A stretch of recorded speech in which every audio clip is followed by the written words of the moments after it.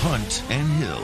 Hunt Palmer, Jeremy Hill, holding down the middle of the day. Live from the Mercedes-Benz of Baton Rouge studios. It's Hunt and Hill. Now on 104.5 ESPN Baton Rouge. Welcome in, Hunt and Hill, on a Tuesday from the Mercedes-Benz of Baton Rouge studios downtown in the capital city. I am Hunt Palmer. He is Hill, Jeremy Hill, Casey Gaines, and Taylor Sharp back there on the ones and twos. Loads to get to here on a Tuesday. Mr. Hill, how are you? I'm doing solid, man. At least I don't have to worry about who the Saints' next head coach is going to be anymore. No, we got that answer, and we're going to get a press conference here at 2:30. But we will talk to Luke Johnson in 15 minutes about the Saints' new head coach. We'll also talk to Luke about Sean Payton's dinner with the New Orleans media just a couple of nights ago, and then the latest on Alvin Kamara. So a lot to get to with Luke here in 15 minutes. The Pelicans made some news.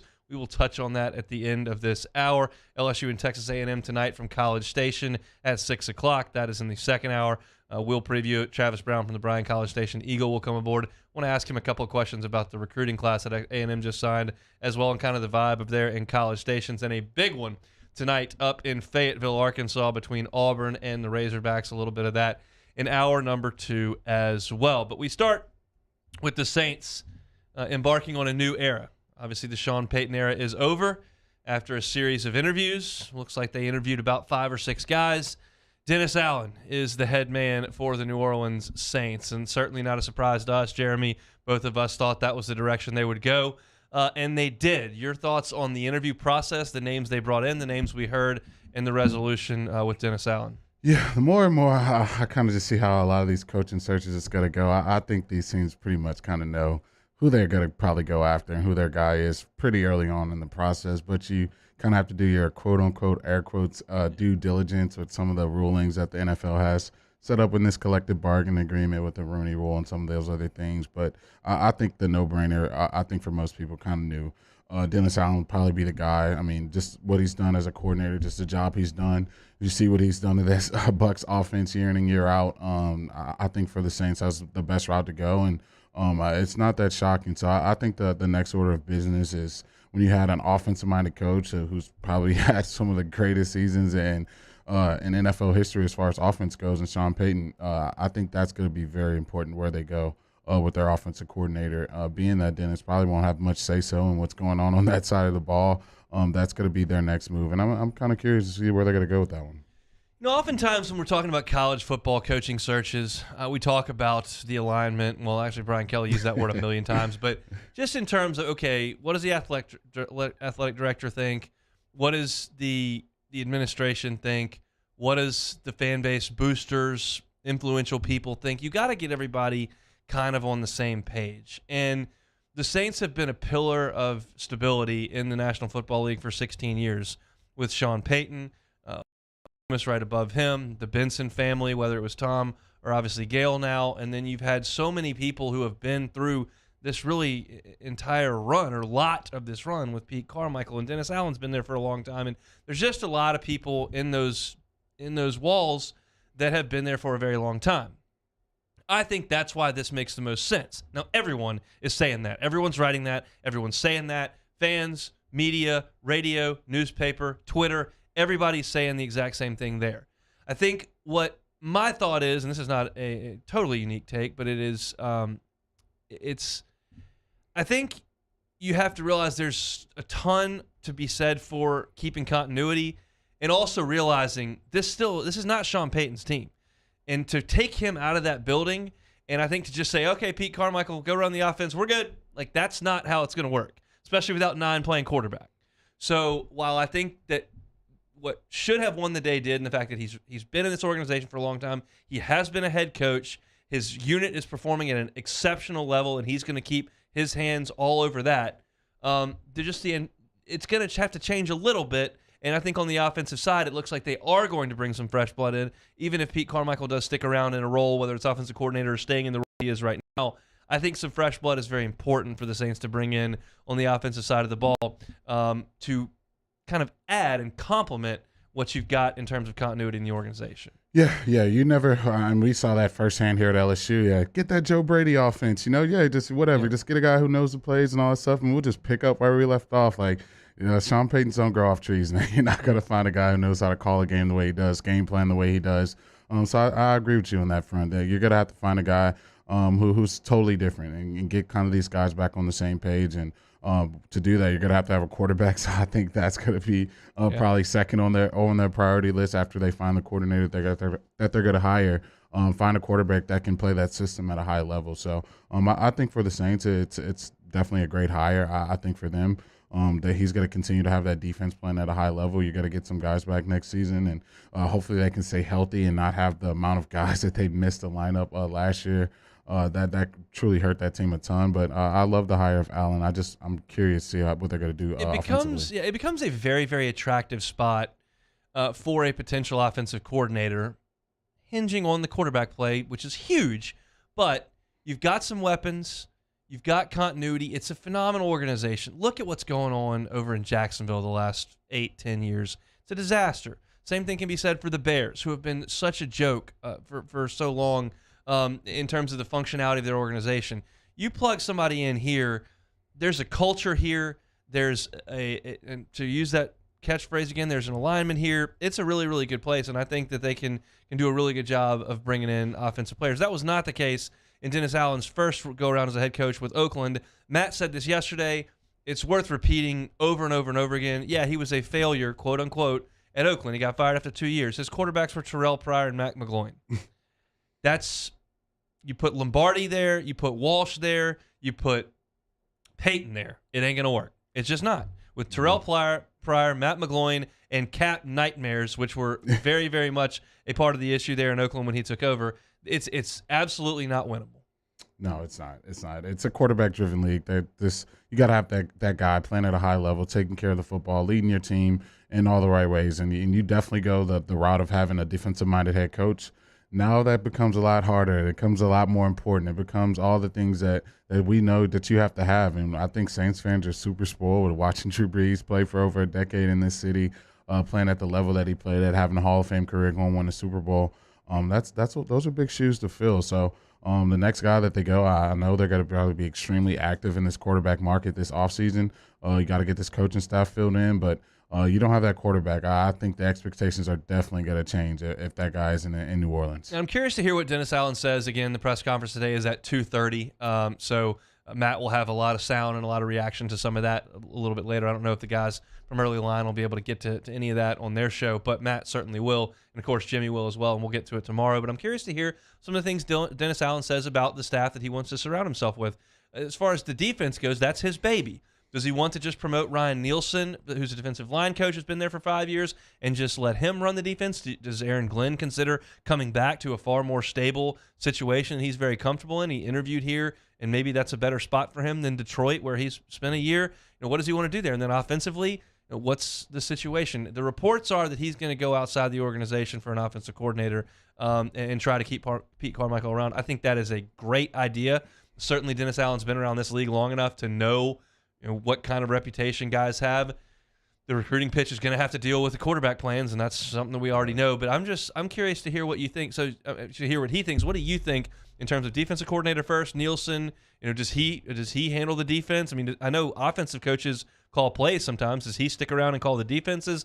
And then what do you think is the best way to go about things on the offensive side? Yeah, I think for Allen, especially in his first season, I think he's probably going to want to take that load. We've seen coaches in the past who do call plays, and that's kind of their thing. And then they say, man, well, maybe I can help this team more if I take that kind of CEO role and kind of let someone else call the plays. I don't think Coach Allen, I mean, he's going to talk about that today, but I think he's going to probably be calling the play. So you're hired as the defensive coordinator. It's going to go more towards game planning, coaching on the practice field, film room, and all those things. And you kind of let Coach Allen take over the reins of still calling the plays. And even with that being said, I think for the offensive side, that's going to be more important for me because I know the defense is going to be fine with him running the show and doing everything from that perspective. You're going to have to get this offense figured out and kind of figure out what direction you're going to go that way.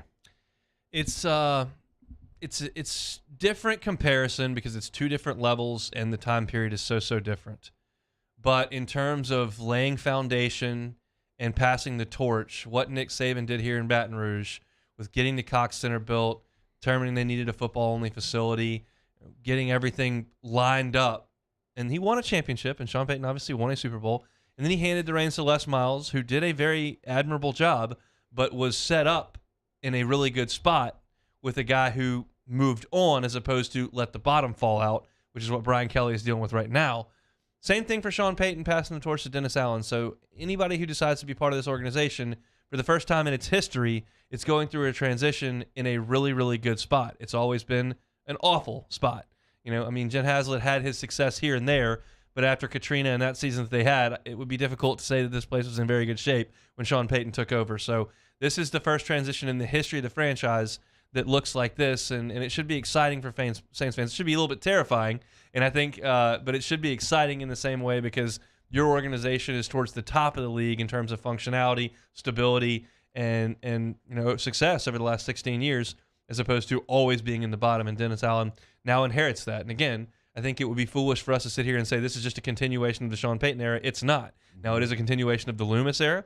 It's a continuation of the ownership of the Bensons, and it's a continuation of what they've built on the defensive side of the ball. I think all those are very, very important things.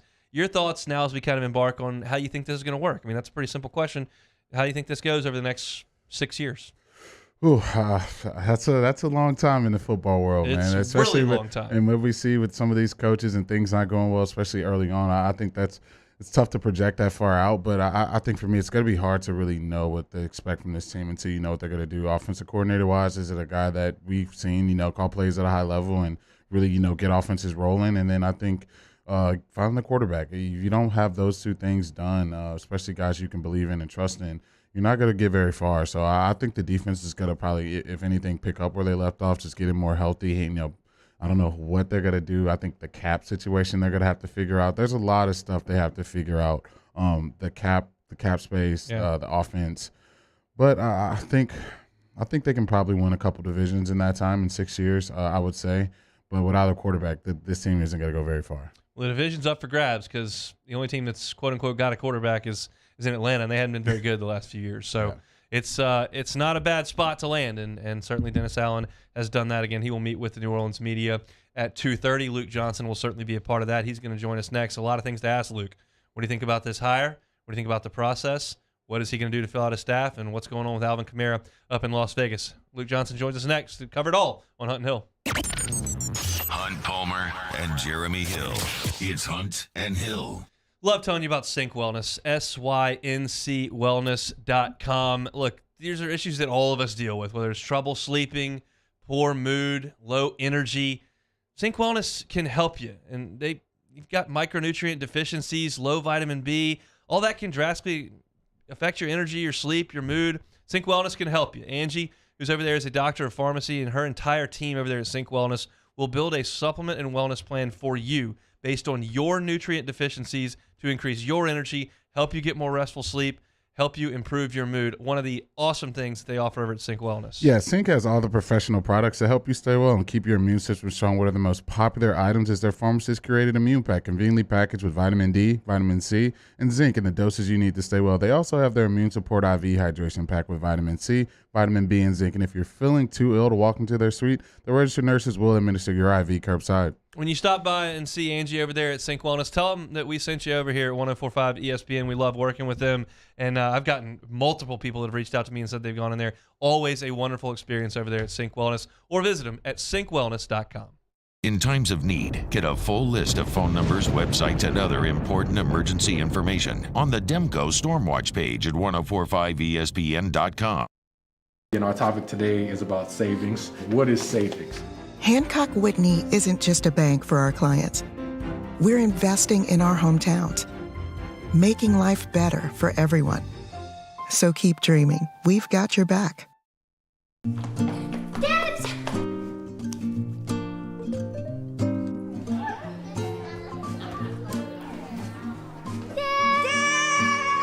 Kids have staked out their place at Ochsner Medical Complex The Grove, where more than 30 pediatricians and pediatric specialists are all conveniently located under one roof, so you can spend less time driving and more time keeping your kids well. Yes! It's no wonder kids call dibs at The Grove. Ochsner Health Center for Children. Bayou Ford has 0.9% for 60 months on new Ford F-150 plus $1,000 bonus cash. All new Bayou Ford vehicles come with a 1 million mile warranty. And right now, get $1,000 bonus cash plus 0.9% APR for 60 months on new 2021 Ford F-150. The crew at Bayou Ford is going to do right by you. Are you a licensed contractor? There's lots of good contractors in Louisiana doing work the right way, but unfortunately, too many unlicensed contractors are working outside the licensing requirements. Working as a contractor in Louisiana requires a license for the company doing the work. The Louisiana State Licensing Board for Contractors wants to help you get licensed to allow you to conduct work legally. It's not difficult to get the license. We can help you. Go to lacontractor.org for more information. Licensed contractors, it's the law. Gulf Coast Office Products is a nationally recognized Savin office equipment dealer based right here in Louisiana. Over 100 employees strong, Gulf Coast has the boots on the ground to support all vertical markets, from education, engineering, legal, and finance. With the latest in office technology, from desktop to production segment units, Gulf Coast and Savin have the perfect fit for you. Call 225-756-2644. That's 756-2644 for Gulf Coast Office Products.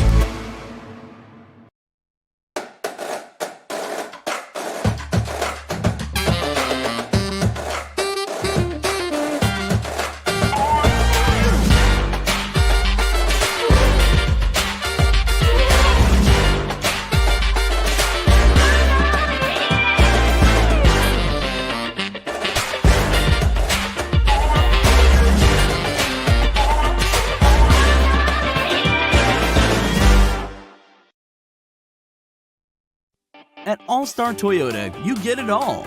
If you're in the market for an all-new Toyota vehicle, come see our friendly and knowledgeable sales team at All-Star Toyota. Located in Baton Rouge at the corner of Airline and Goodwood, we've been serving our community since 2005 by offering a large selection of new Toyota cars, trucks, and SUVs. Get behind the wheel of your dream car and take a test drive. On Wednesdays, off the bench. Did the Tigers boot up in College Station? Plus the Pelicans at the center of a blockbuster trade? Flap, flap. And Matt Flynn stops by for an hour of flustering. Off the bench, 7 to 10 a.m., 104.5 ESPN. Their instructor is speaking.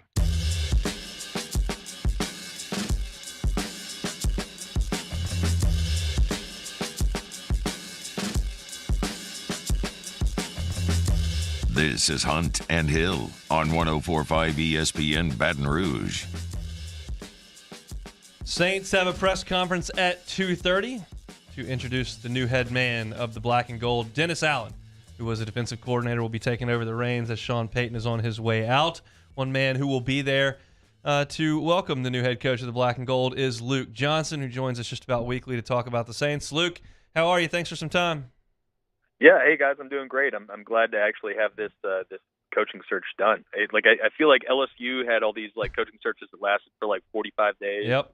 And ours lasted for 13 days, and they ended up picking the guy that everybody kind of assumed they would. So it was easy. Yeah. Well, what do you make of the process of the names that came out, the names that interviewed? When Mickey spoke with you all last week, I mean, do you think they kind of had their man all along, or do you think that that's just what they settled on after they went through their list? Well, I think you can know going in, okay, we know we really like Dennis Allen. We know he's got a very good shot at this. But I do think that they did their due diligence. And I've seen a couple of people, just because everybody was saying right when it happened, okay, Dennis Allen's probably the guy. Everybody's kind of assuming he's the guy. And, people are saying, well, they wasted everybody else's time and they had these sham interviews. I just don't think that was the case.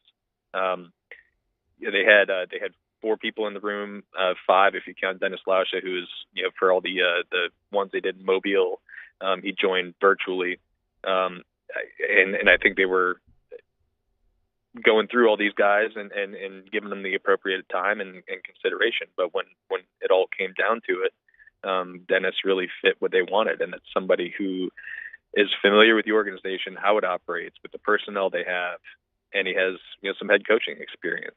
And even though that didn't go so great for Dennis Allen, I think that is something they were kind of looking for. He was somebody who kind of fit. They had checked every box for them. I struggle with how to ask this question. I'll give it my best shot. How much of this is an attempt at a continuation of the era that they've had, and how much of this is we want Dennis Allen's fingerprints on this organization in a more impactful way? Yeah, I think of both. I think it really was important to them to have somebody who is familiar with how they operate. I think that really worked in Dennis's favor. But at the same time, they've had a long time to be around Dennis. They know how he operates, and I think they are very comfortable with handing the organization over to him because they know he's a good coach. I mean, he's a really, really good defensive coach, right? I mean, that much is obvious. But I think they also got a chance to see how he interacts with players, how he interacts with the staff. I think they believe he can be a very good NFL head coach. So a little bit of both. But I don't think one was more of a factor over the other. I think they were both big parts of why Dennis Allen is the guy. Most Saints fans, especially with Sean Payton being the head coach, so you want to win a division, go to the playoffs, and obviously win a Super Bowl. Do you think Coach Allen's going to have those expectations, especially in his first season? Yeah, I do. I think they are looking at this roster that they have right now, and they were like, okay, this roster minus a couple key pieces for a big chunk of the year went 9-8, and that probably exceeded what anybody's reasonable expectations would be given all of the stuff they had to deal with last year.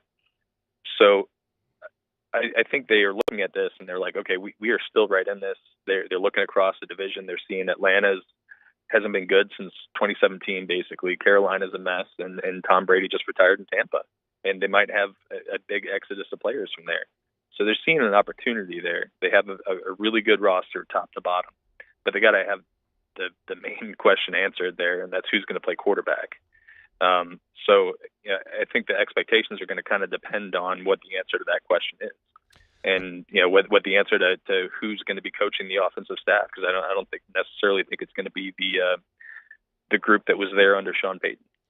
Yeah, that's where I want to go next. Both sides of the ball.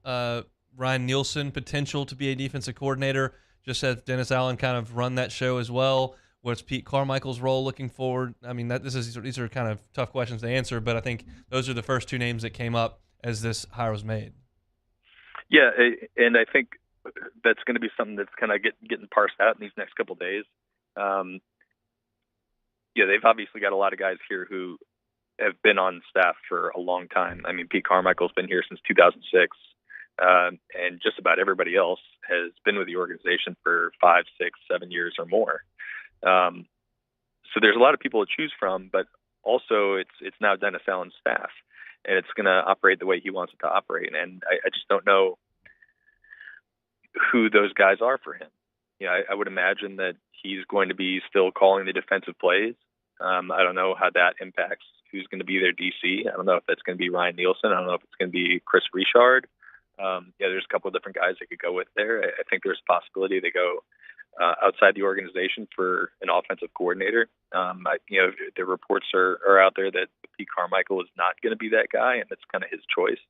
I don't know if we're going to get any answers on that today, but I would expect some shakeup on the staff. We saw the Saints last offseason have to make a lot of cuts, a lot of guys not on the roster that you probably expected to get contributions from. Do you expect them to get out of that this offseason with possibly extending guys, or do you think they're going to have a little mass exodus again like they did last offseason? No, I think their roster is going to be pretty much intact. They are currently something like $60 million over the cap, but that's a figure they can pretty easily wiggle out of without having to cut a bunch of guys. I think there's going to be a couple guys on the team who have contracts that won't hurt the team if they get rid of them, right? I think Bradley Roby's one of them that you just kind of look at, you're like, okay, he's going to count $10 million against the cap, but if you release him, that number is much, much smaller, and there's not a bunch of dead money that goes with that. But I think a lot of the other moves they're going to make are going to be kind of doing their normal business routine, where they're doing these simple restructures and they're pushing money onto future years. And I think there's a little bit with the cap going back up to like something close to a normal number, with the expectation that it's going to keep going up. They feel like they can continue doing this and not have these huge problems where it ends up coming back to bite them in the butt. So I just wouldn't anticipate they're going to blow anything up this year or have a situation similar to last year where they have to release guys that they would really rather keep. I think they're probably just going to be looking at, I imagine at some point we're going to be talking about Ryan Ramczyk having to restructure, Andres Pete, Michael Thomas, Marshawn Lattimore, where you're taking these guys with these big salary figures this year, you're dropping them down to like $1 million in base salary and pushing that into signing bonus money that becomes guaranteed, but it's in the future years and it's prorated over the course of the contract. I think that's going to be what we see this offseason. Let's do some hypothetical. I don't know Dennis Allen at all. Never heard him even speak, I don't think. I don't know if he's a cliche-riddle guy or if he's very candid. Either way, I'm going to allow you, the writer, if you could get a truthful answer today to one question from Dennis Allen, what would that question be? I'd want to know what he thinks about this quarterback situation. Yeah. I mean, that's really the biggest question they face this offseason. I think obviously the head coach was a big one, but they went in a direction that we kind of all expected them to go. The really, really big question about the future of this franchise, and really this is going to be directly impacting Dennis Allen's future here, is who's their quarterback going to be. And, I'm sure if he's honest, he's going to say, yeah, I want to get, one of those elite level guys who could potentially be available in the trade. But, Russell Wilson has a no trade clause in his contract, and he was supposedly tied to New Orleans last year. But I don't know if that interest is still there if Sean Payton's not here. He's going to have to get an offensive coordinator that probably has some name recognition, and in order to get that guy or get a guy that you really want. So I don't know if that's Jameis Winston. I don't know if that's a quarterback in the draft. I don't know if it's one of these elite level quarterbacks. But I mean that would be if he could just like take some truth serum and answer honestly. That'd be what I really want to know is what do they really want to do at quarterback? Instead, you're going to get, and I don't know Dennis Allen, but we're going to pursue all options available to us. We've got a wonderful offensive line, some great weapons, and we're going to bring in an offensive coordinator. You'll get all that. But I understand that too. Like I get it. Like they can't really say anything. Like right. He could say like, yeah, we want Aaron Rodgers on our team right now, right? And then Aaron Rodgers stays in Green Bay, and he's got to be like, hey, Jameis, sorry about that. Like we really do want you actually. So I totally get it. Right. But of course they want like a superstar level quarterback. They have a roster right now that if you drop somebody of that caliber in there, they're immediately a Super Bowl contender. Immediately. Yeah, for sure. All right, some fun and some trouble to finish off here. I guess we'll start with the trouble and we'll end with the fun. What are you hearing on the Alvin Kamara latest? Well, I mean, we're kind of in old and pattern on that right now. I mean, the initial reports out don't look very good, right? I think we all saw the report that came out of Las Vegas. I don't think it's actually technically a police report that we saw, and I don't want to mix up the legal language on that. But sure. The initial investigation, it looks like he's in some trouble, and I don't know how that's going to impact him going into this season. I don't know if he's going to potentially face jail time. I think that the automatic expectation, though, is that he's probably going to be facing some sort of punishment one way or another, whether it's from the legal system or from the league office. So, I mean, that's a big deal, obviously, and it's really, unfortunate. It seems very out of AK's character from who we've gotten to know over these couple of years. We'll just kind of be watching that, but I think that's going to be something that's probably playing out over these next couple months in the legal system. On a lighter note, tell me about the media's dinner with Sean Payton over the weekend. That was something that I don't know that I've seen a lot of. Man, that was awesome. It was really. I've had a few opportunities to be in those types of settings with Sean Payton, and it's just so different from covering him on a day-to-day basis. He's just he's very relaxed, and you can see the charisma that made him just so well respected in locker rooms and among his coaching peers.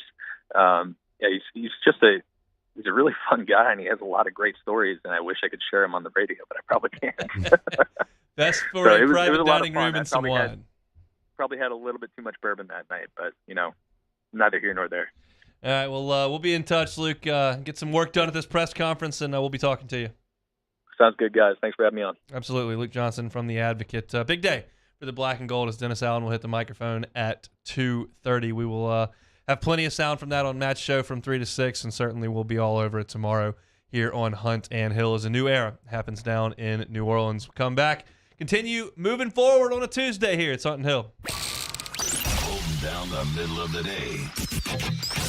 This is Hunt and Hill. Our listeners fire off their opinions on the jimsfirearms.net hotline at 499-1045. Keep listening for your next chance to shoot us your thoughts with the jimsfirearms.net hotline on 1045 ESPN Baton Rouge. There it is, the extra mile, on the border of expected and extraordinary for those willing to go further, like vans customized for work or play, with safety and tech to keep you connected. Supported by a 5-star sales, service, and finance team. And backed by the 1-star you know. So go the extra mile. It's never crowded because so few have what it takes to go there. Mercedes-Benz Vans.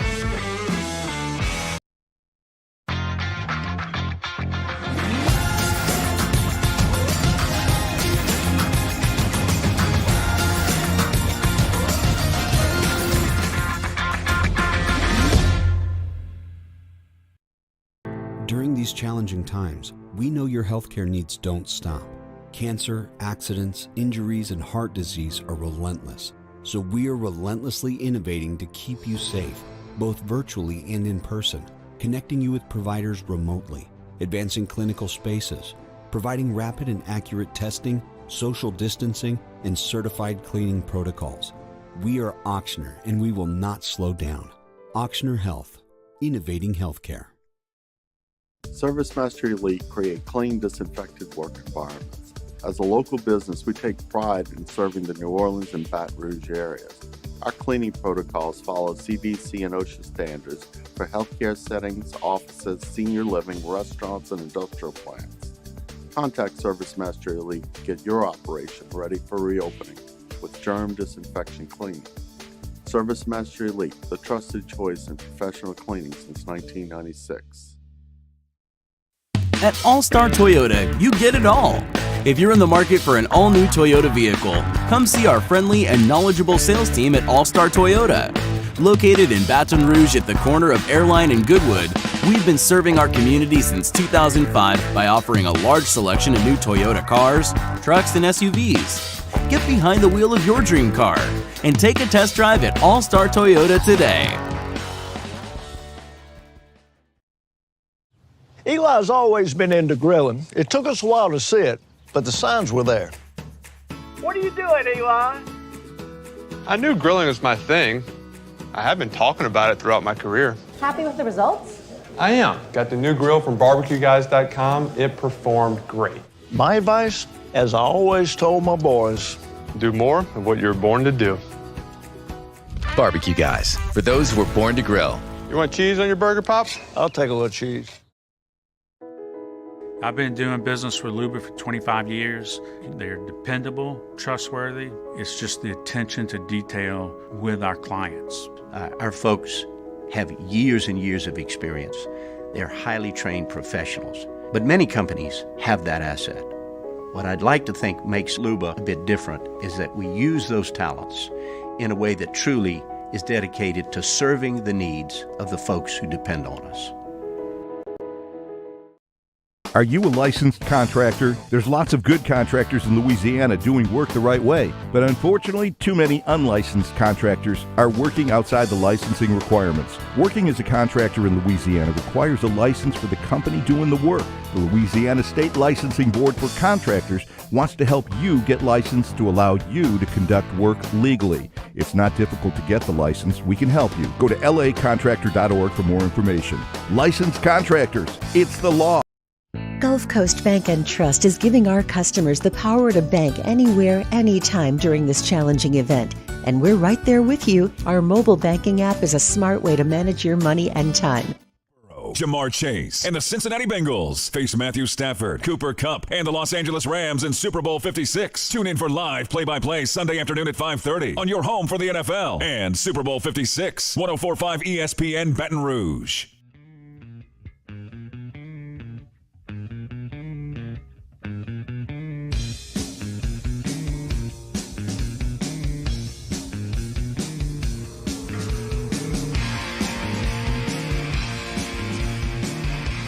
Hunt and Hill, 104.5 ESPN Baton Rouge.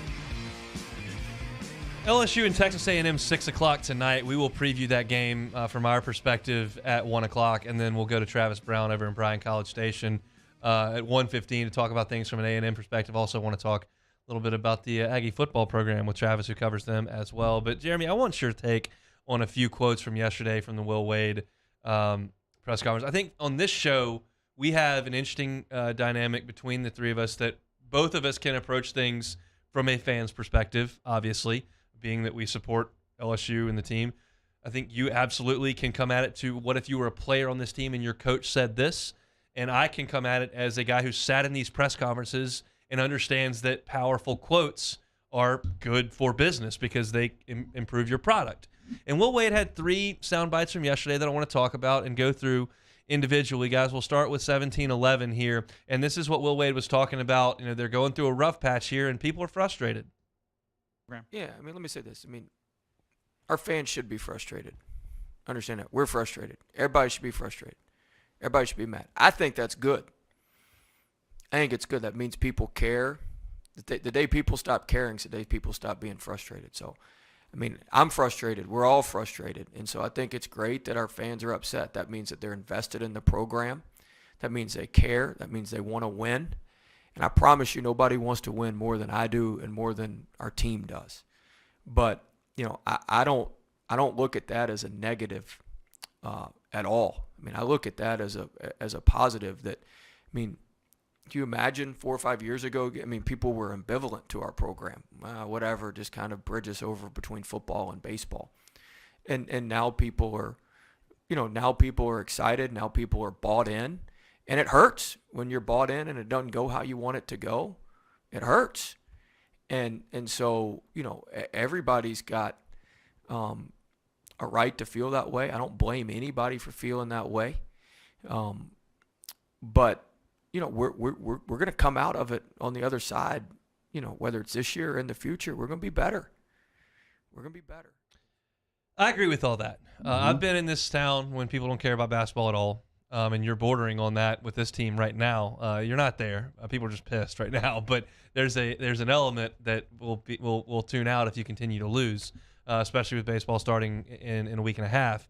But he's right about that. It's good for people to care and be invested, and they filled that PMAC up a couple times, and they were on a roll, and they got into the top 15 and the top 2 or 3 in the net, and they were in a really good spot. And now they're not. And it's because people have realized that there's a good thing going on here. Oh, yeah, 100%. I think I said that when they started having this little losing streak, the expectations are changed in Baton Rouge. And when you have expectations, you have a little heartbreak here. And I think right now for this basketball team, you see that on full display, just the way they're losing some of these basketball games. And I think that Ole Miss one was really a punch in the gut where you start off so terribly and you give yourself a chance to win that game and you still come out on the losing end, and then you lose to a bad Vanderbilt basketball team. So it's tough right now, but I think the resiliency that they keep showing, even though they do keep giving up these huge leads and find themselves down, the team continues to fight. So hopefully they can string that together for 40 minutes and try to start getting back on the winning side of basketball. We'll see about that. So that I was perfectly fine with, and we'll get to a quote here a little bit later that I think he's dead on with as well. This one I had a bit of an issue with. Look, I overreacted. We hadn't had a lot of big guys. I got too many big guys right now. And we got guys that are, you know, not helping us much or not helping us at all. And, you know, I wish one of those, maybe we would have gone and found a wing who could shoot, a big-time shooting wing.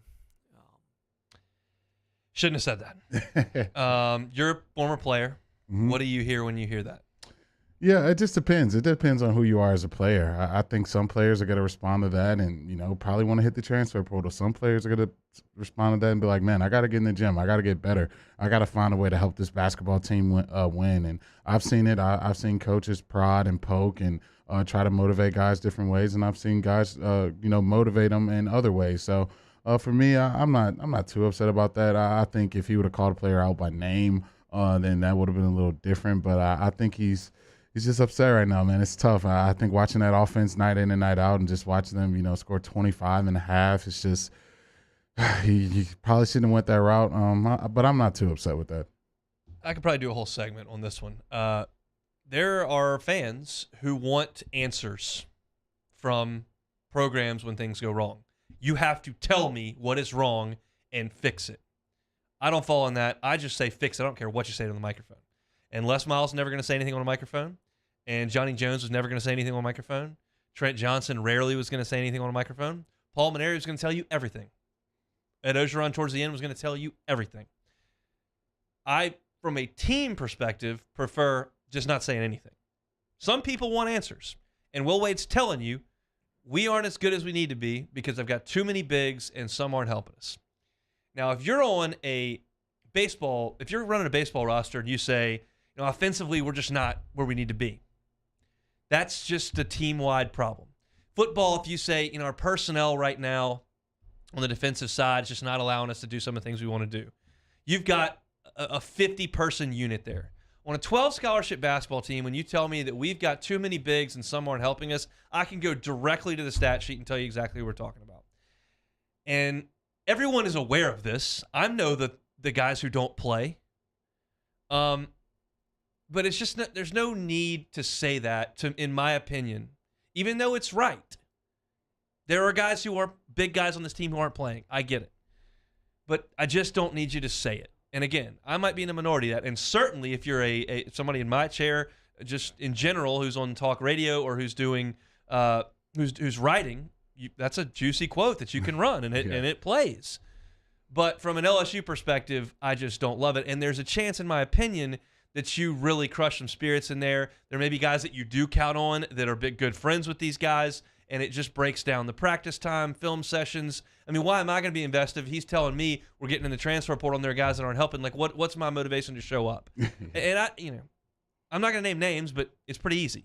Yeah, I agree. And I heard a coach, one of my receiver coaches, my first year in Cincinnati, and it really rang with me my whole career playing in the NFL. And he was like, man, we all have each other's hands in each other's pockets. I'm like, what are you talking about? It's like, well, when we're playing well, things are going great. Guess what? I'm going to get an extension. You're going to get an extension. We all get extensions. Everyone does great. But things are going the other way. Start losing. Things are going bad. Then guess what? I'm probably going to get fired. You're probably going to get cut. You're probably probably not going to get extended either. So I think it's a lot to do with that because Coach Wade knows what the expectations are. And if things continue to go this way, a lot of the odds are going to be looking towards him to fix this and wonder what's going on. But since he didn't, from my perspective, he didn't call anyone out by name. I'm not going to make too big of a deal about it because I've heard coaches say, man, we got to get our run game going. If we don't get our run game, well, who's the running back? Like, who are we talking about here? So I don't take it too personal. I'm sure there's some kids who may do that, but I'm not going to make it too big of a deal about that. And the last one, this is a long bite, and long bites aren't great on radio. I know that, but I want this whole thing out there because I do agree with them, and it's a difficult thing to swallow, and it's very easy to say, oh, yeah, that's the same thing you're going to say every year. But I'm thinking that Will Wade is telling the truth on this one, and I've got some high hopes. Look, I mean, I tell you what, no matter how this season turns out, we're going to come back roaring next year. We'll be ready to roll. I talked about some of the roster composition. I'll make sure the roster composition's right. We figured out the defensive stuff now. Now I got to balance out the defense and the offense. We've been really great on offense. We've been really great on defense. We've been great on offense. We've been terrible on defense. We've been great on defense. We've been terrible on offense. Now I know the formula. Now, does it suck for our fans? It's taken me 5 years to figure that out? Probably. But we've won quite a bit while we figured it out. But look, I'm not perfect. I'm a young coach. I'm 30, what am I, 38, 39? I don't even know how old I am. What am I, 39? I mean, I wish I was 38. I've made mistakes. We all make mistakes. And I've made mistakes, and I'm going to learn from them. I think, I told everybody in the offseason we get the defense fixed. Well, damn, I got the defense fixed. But, there's some collateral that came with that. Now, with Adam Miller, it wouldn't look nearly as haphazard as it looks right now. But I now understand the balance we have to have with the roster composition between offense and defense. I understand what it takes now to build a top 10 offense and a top 10 defense on the same team, which will give you a chance to cut the nets down. It's a sound of a guy who potentially might not love his prospects for the rest of the year. I'll tell you that. When you start talking about next year and start talking about program and roster building and all that kind of stuff the day before a game, It has that sound. Now, they may come out tonight and just shoot the lights out and blow A&M right off the floor. They might get beat by 20. I can't tell you. But it just sounds like a guy who might be looking to the future, and that doesn't bode well to me for the last few weeks of the season. No, that I don't know if I can jump on board with. I mean, I get it. You know, I especially right now when things are going the way it is, and you're watching that offense night in and night out, and guys just can't hit the side of the goal from the outside the 3-point line. It's tough, but I think for me, you got to focus on one game at a time. As cliche as it sounds, got to focus on that, whether that's, you know, changing up the offense, changing up defense, finding things in this season, because guess what? You don't know what next year holds. You don't know what guys are going to enter the portal. You don't know anything about next season. All you can do is focus on the next one. So that one, I don't know if I can agree with Coach Wade on that one. All right, that's the different perspectives that we've got here. We'll take one more time out. We'll preview A&M and LSU in the second hour, but when we come back, we'll trade in Pels land. We'll briefly touch on that. It's Hunt and Hill. 104.5 ESPN Baton Rouge with Hunt and Hill. Look, sports betting is here in Louisiana. No better place to get in on the action than the FanDuel Sportsbook. To celebrate, new customers can bet $5 to win $280 in cash on either team to win the Super Bowl when you use the promo code 1045ESPN when you're registering. Again, that promo code 1045ESPN when you're registering. They got some awesome props. I'm looking at the LSU for the Super Bowl. I'm looking at the LSU Texas A&M line right now. LSU 1.5-point favorite in College Station on FanDuel. If that looks really attractive to you, you should probably download the app and bet it over under 133. But the FanDuel Sportsbook app is the best place to go when you're betting on sports. Yeah, the app is simple and easy to use with generous promotions every day. It's safe and secure with the best in-class customer service. And when you win, FanDuel will pay you your winnings in as little as 2 hours. So see for yourself why FanDuel is America's #1 sportsbook. Just sign up with the promo code 1045ESPN to get started with a risk-free bet up to $1,000. That's promo code 1045ESPN. Must be 21 and present in Louisiana. New users only. $10 first deposit required. Must wager in designated offer market. Max bonus $280. Restrictions do apply. See full terms at sportsbook.fanduel.com. Got a gambling problem? Call 1-877-770-STOP. We opened up the playbook and expanded our coverage. Listen daily in high definition on 98.1 HD2. We are 104.5 ESPN Baton Rouge. At All-Star Toyota, you get it all. If you're in the market for an all-new Toyota vehicle, come see our friendly and knowledgeable sales team at All-Star Toyota. Located in Baton Rouge at the corner of Airline and Goodwood, we've been serving our community since 2005 by offering a large selection of new Toyota cars, trucks, and SUVs. Get behind the wheel of your dream car and take a test drive at All-Star Toyota today.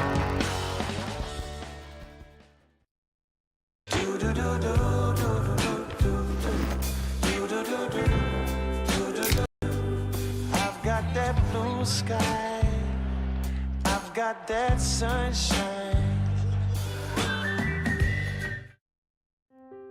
To the heroes who are working tirelessly to care for our communities, we thank you.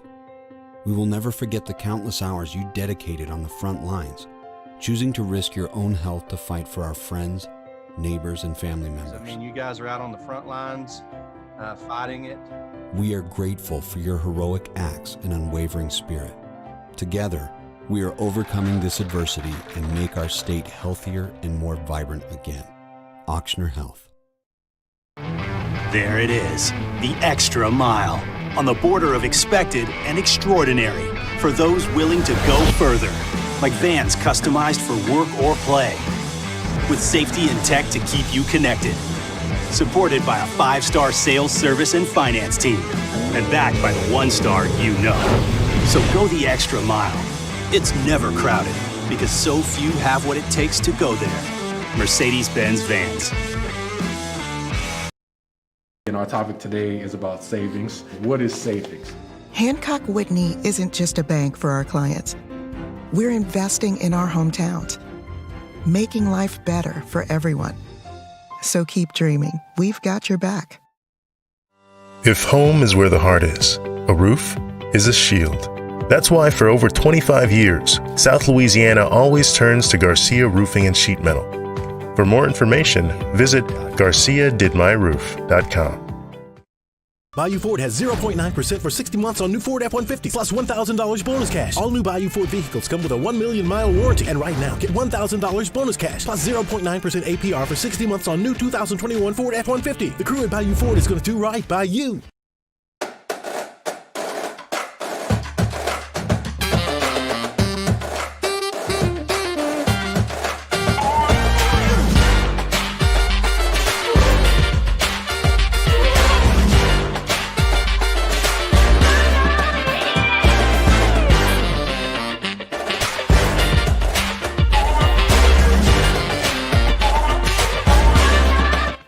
For a Tuesday edition of Early Line as we go out to Las Vegas to talk Super Bowl 56 with Rafael Esparza of DocSports.com and preview LSU Hoops versus Texas A&M. Tune in, 2 p.m., 104.5 ESPN Baton Rouge.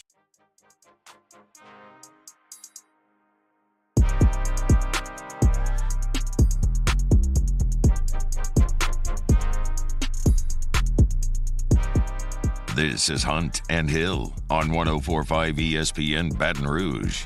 Citizens Bank and Trust brings you the Citizens Bank poll question of the day. I sent this out about an hour ago to my followers, and I wanted to send it out from the 104.5 ESPN Twitter poll as well to see how good the overlap was. My question, how many Pelicans games have you watched this season?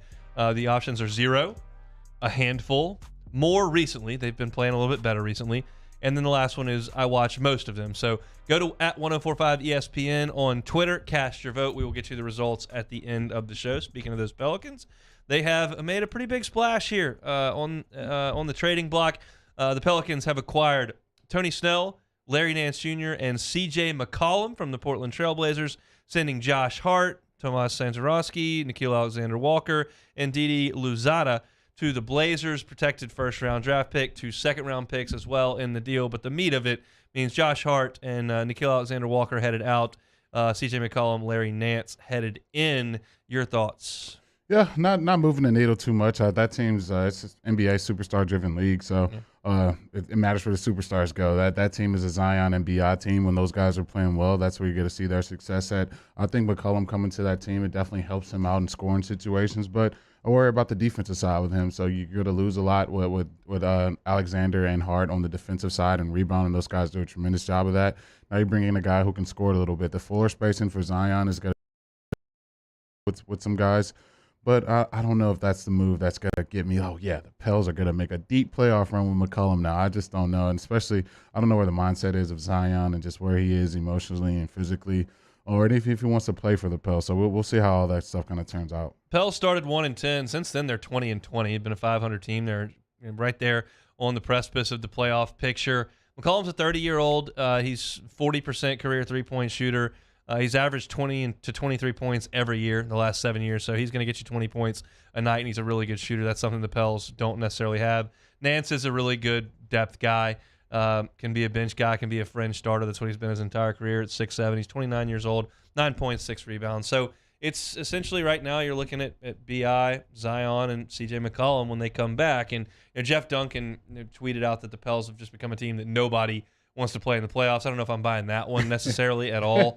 But they've got some draft capital. They've got the ability right now to go try to find a way to make B.I. and Zion want to stick around. B.I. obviously has his check. Zion has got to get his. Is this the one that helps move Zion into keeping in New Orleans? I don't think so, man. Okay. I don't think so. I think for me, for whatever reason, I know he's had his injury stuff, but if you're super motivated to go try to win a championship, I think you got to come in a little more in shape. You got to come in there and really try to get back on the court. I just don't see the eagerness to really be out there and play for the Pelicans. I know some people in the Bayou 4 chat think, Zion just loves New Orleans. He wants to be here. He wants to be a Pel for life. I'm going to go on the other side of that. I don't say I see you. If you see what happened with Chris Paul, you see what happened with Anthony Davis, and now it looks like Zion is going down that route too. I just don't see him being in New Orleans for very much longer. So we'll see. Maybe this move does help them, make a playoff push, but I just don't see that right now. I'm curious to see how much our listener base cares about this, and we'll see a little bit from the poll. Certainly, the poll on Twitter is not an accurate reflection of our entire listenership, but there's a piece there. When I look at my follower base at the 104.5 ESPN, certainly not something we talk about ever on this show. I know T-Bob, coming from that market where he had to cover them when it was his first job, loves some Pels, and with the AD era where you try to get excited about having one of the best players in the league, and now with Zion, who can be so exciting, but he's never on the floor. And I just don't get the sense that anybody in Baton Rouge cares. So we'll see when the poll results come back. But the Pels are trying to make this superstar a little bit happier and trying to win some games, and they've gone and get a guy who can shoot the basketball and scores 20 a night to go with an all-star in BI and a precocious talent in Zion. We'll see if that works out. I've got my doubts about sustainability in NOLA. So a lot of NBA trades flying all over the place. Probably not going to be the place we spend a bunch of time talking about it. But we will talk hoops in the next hour, the LSU variety. LSU and Texas A&M at 6 o'clock tonight. Jeremy and I will preview that game at 1 o'clock, and at 1:15, Travis Brown from the Bryan College Station Eagle will jump aboard to chat with. If you missed the first hour, a lot of Saints talk. Opened the show with Dennis Allen talk. Chatted with Luke Johnson at 12:15 about his thoughts on the hiring process and the eventual result. Dennis Allen, who will meet with the media here at 2:30, and we'll have a lot of sound here coming up. Stick with us as we go to the break at the top of the hour. We're coming back talking Tigers on the hardwood. That's next on Hunt and Hill. Bayou Chrysler Dodge Jeep Ram has new Jeep Gladiator Rubicons in stock with $2,000 off MSRP. All Bayou vehicles come with a 1 million-mile warranty. And right now, get $2,000 bonus cash on new 2021 Jeep Gladiator. Shop now at BayouCDJR.com. The crew at Bayou is going to do right by you.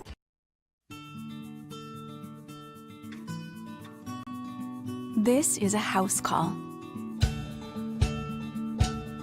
This is a follow-up appointment. This is a diabetes checkup. This isn't just more convenient care, it's more advanced care. This is innovating healthcare at Louisiana's #1 hospital, Ochsner. Eli's always been into grilling. It took us a while to see it, but the signs were there. What are you doing, Eli? I knew grilling was my thing. I have been talking about it throughout my career. Happy with the results? I am. Got the new grill from barbecueguys.com. It performed great. My advice, as I always told my boys, do more of what you're born to do. Barbecue Guys, for those who were born to grill. You want cheese on your burger, Pops? I'll take a little cheese. Gulf Coast Office Products is a nationally recognized Savin office equipment dealer based right here in Louisiana. Over 100 employees strong, Gulf Coast has the boots on the ground to support all vertical markets, from education, engineering, legal, and finance. With the latest in office technology, from desktop to production segment units, Gulf Coast and Savin have the perfect fit for you. Call 225-756-2644. That's 756-2644 for Gulf Coast Office Products. ServiceMaster Elite create clean, disinfected work environments. As a local business, we take pride in serving the New Orleans and Baton Rouge areas. Our cleaning protocols follow CDC and OSHA standards for healthcare settings, offices, senior living, restaurants, and industrial plants. Contact ServiceMaster Elite to get your operation ready for reopening with germ disinfection cleaning. ServiceMaster Elite, the trusted choice in professional cleaning since 1996. At All-Star Toyota, you get it all. If you're in the market for an all-new Toyota vehicle, come see our friendly and knowledgeable sales team at All-Star Toyota. Located in Baton Rouge at the corner of Airline and Goodwood, we've been serving our community since 2005 by offering a large selection of new Toyota cars, trucks, and SUVs. Get behind the wheel of your dream car and take a test drive at All-Star Toyota today. I've been doing business with Luba for 25 years. They're dependable, trustworthy. It's just the attention to detail with our clients. Our folks have years and years of experience. They're highly trained professionals. But many companies have that asset. What I'd like to think makes Luba a bit different is that we use those talents in a way that truly is dedicated to serving the needs of the folks who depend on us.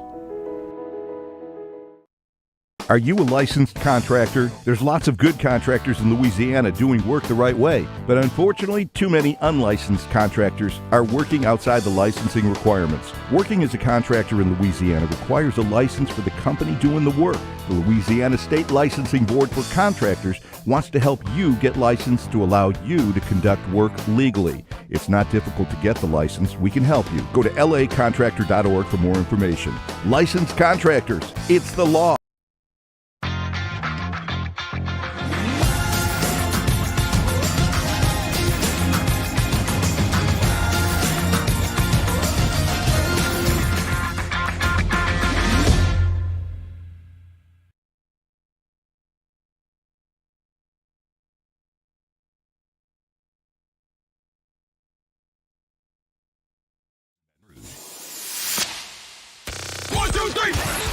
Hunt and Hill. Hunt Palmer, Jeremy Hill, holding down the middle of the day. Live from the Mercedes-Benz of Baton Rouge studio, it's Hunt and Hill. Now on 104.5 ESPN Baton Rouge. Out in the open field on a Tuesday, Hunt and Hill. Reminder, Plucker Sports Trivia tonight, 8:30, the Nicholson location. I will be there dishing out some gift cards for the winners of Plucker's Sports Trivia. So if you're looking for something to do this evening, stop on by the Nicholson location, have some cold drinks, some delicious food, win some gift cards, and have yourself a Tuesday evening. I will be out there again, 8:30 to about 9:45 tonight. Do us a favor if you're listening. We'd appreciate this, and you've got a Twitter account. Jump onto Twitter, go to @1045 ESPN, and vote in the Citizens Bank poll question of the day. How many Pelicans games have you watched this year? Got 4 options there. Just want to get a gauge for the listenership and how they, how closely they pay attention to the Pels. I think the answer is becoming pretty apparent, but want to get as many people involved as we possibly can. Let's get that vote count over 250, 300 or so, and see what comes of it. Tigers and Aggies tonight, 6 o'clock from College Station, Reed Arena. This is a rematch of a game we saw 2 weeks ago. A&M led most of the second half in that game, but LSU came back and won it 70-64. The 2 plays you'll remember from that game, Imani Wilkinson hit the 3 from the corner, which was a huge shot to give LSU the lead, and then Eric Gaines with the block at the end of the game in the open floor was sensational. A&M 15-8 on the season, 14-6 in league play. They were 4-6 in league play. They were 4-0, have lost 6 straight. Second time in Buzz Williams' entire time as a head coach that his team has lost 6 games in a row. So we'll see what kind of effort the Ags give tonight. I would imagine it'll be a pretty substantial one. LSU's beaten A&M 9 straight. Your thoughts on this A&M team and program that LSU will face tonight? Yeah, I think it's a team that's very beatable for LSU. We saw them do that already this season. I think they're right where I thought they were. They know they started off extremely well this season. They had some wins under their belt. They were starting off SEC play really well, and they kind of came to the bottom of the pack like I kind of thought they were, just looking at their roster, looking at the talent that they have over there. It's about what I expected. Now LSU's kind of done the same thing, unfortunately. Started out hot and then now brought down to the rest of the pack. It's going to be a great game. I think both of these teams are desperate to get back on the winning side and start winning games again. I think the Tigers, I'm going to jump back on the bandwagon. Man, we haven't even broken the game down yet. Look, this is an A&M team that doesn't have anybody that jumps off the page. I was looking at the SEC individual statistics leaders. They don't have anybody in the top 17 in rebounding, nobody in the top 14 in the league in scoring, no one in the top 15 in the league in blocks, no one in the top 13 in the league in assist-to-turnover ratio, no one in the top 15 in minutes played. They've just got a lot of guys. None of them are great headline stapers. They don't have a guy who's going to be a first-round pick. They play hard, and they play better defense than they do offense. But there's nothing noteworthy about this A&M team. In terms of the last game when LSU played them, Murray was great. He had 21. Gaines played his best game at LSU, 16 points, 6 rebounds, 3 assists with no turnovers. No turnovers against a team who's second in the nation in steals per possession. So he was great in that game. LSU owned the backboard in that game in Baton Rouge. LSU missed 27 shots that night and rebounded 15 of them. 15 of 27 misses. That's over 50% of your misses, and that's been a huge issue for Texas A&M. They just have not rebounded the ball at all. They're 385th and 32nd in the nation in defensive rebounding percentage. LSU's in the top 25 in offensive rebounding percentage. That'll be a key to tonight's game. And A&M is 335th in the country. That's almost last in free throw shooting. They are 66% on the year. So those are their kind of Achilles heels. Offensively, nothing to look at that's very exciting. 132nd in efficiency, 202 in turnovers per possession, 232 in percent of points from three. They're just not a team that scares you much offensively, but neither is Ole Miss, who's awful on offense, and they carved LSU, and neither is Vanderbilt, other than Pippen, who didn't really do much exciting dish the ball, and LSU got chopped up by Vanderbilt too. So what do we make of that? Yeah, just I've not been playing well. I think teams are starting to catch up to the switching.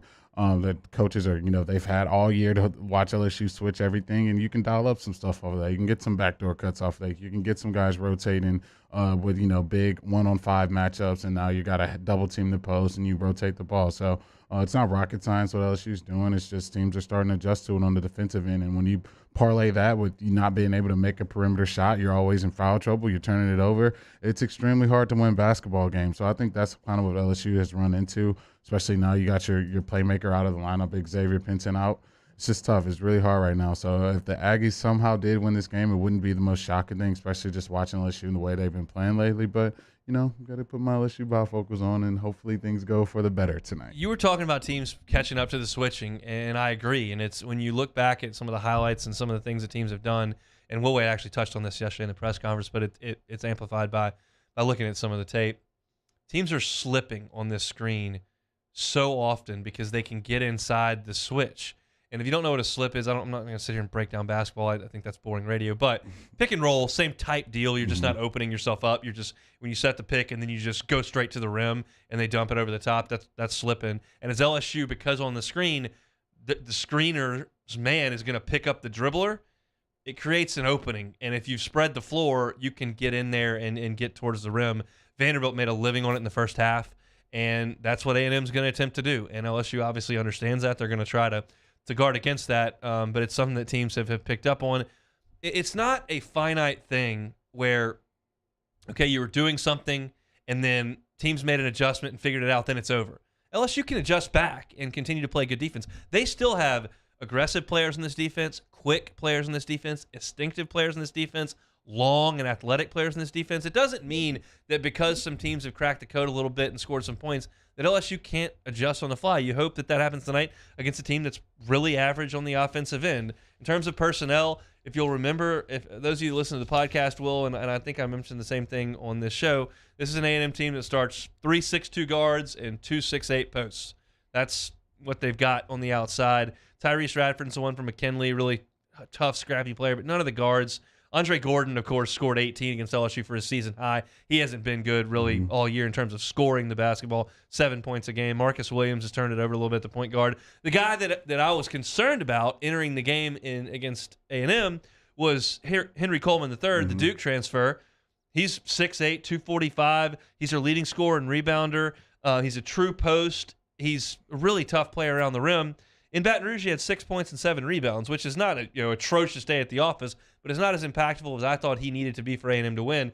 Turns out the guards picked up the slack for him, but he's still a guy LSU's got to worry about. Yeah, you definitely do. And I think we've seen guys have big days. I didn't think I would see that this season just the way they were playing. We've seen some guards have some big days against LSU. We've seen some guys, make some shots from the outside. We've seen some guys, kind of heat up a little bit. So we got to – and it's really, like I said, I hate to keep blaming the switching and blaming the rotations, but when you can get your guards matched up on other teams' bigs and teams know you're not going to just let the big post up, now you get those rotations. Guys can really set their feet and take their time and shoot three-pointers, and these guys take a lot of threes all throughout the week, and those are, warm-up practice jumpers for them, especially when guys aren't closing out. So I think for us, especially tonight, just being tight on your rotations, try to get hands in guys' face on the defensive end and try to turn these guys over. You beat them before.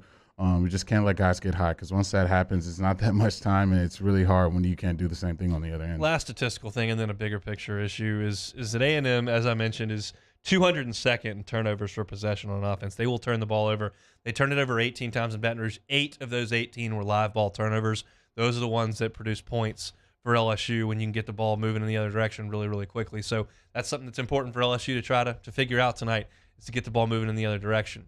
I don't believe tonight, and I'll ask Travis this when we have him on in the next segment, that the environment's going to be very good at all in College Station tonight. 6 o'clock tip-off, weeknight. They're lost 6 in a row. Nobody really cares. I think it's going to be half empty in Reed Arena tonight, and that means that you got to bring your own energy. And that Will Wade press conference that we heard in the first hour sounded a little somber. Sounded like a guy that might not know what the future of this team, specifically this year, holds. And if you come out there and lollygag around, I'll tell you one thing Buzz's teams are going to do is they're going to play hard. They're not super talented. You don't have a bunch of egos on that team. They're going to work hard. And if you let them outwork you, you will fall down 20 again. I laughed at myself.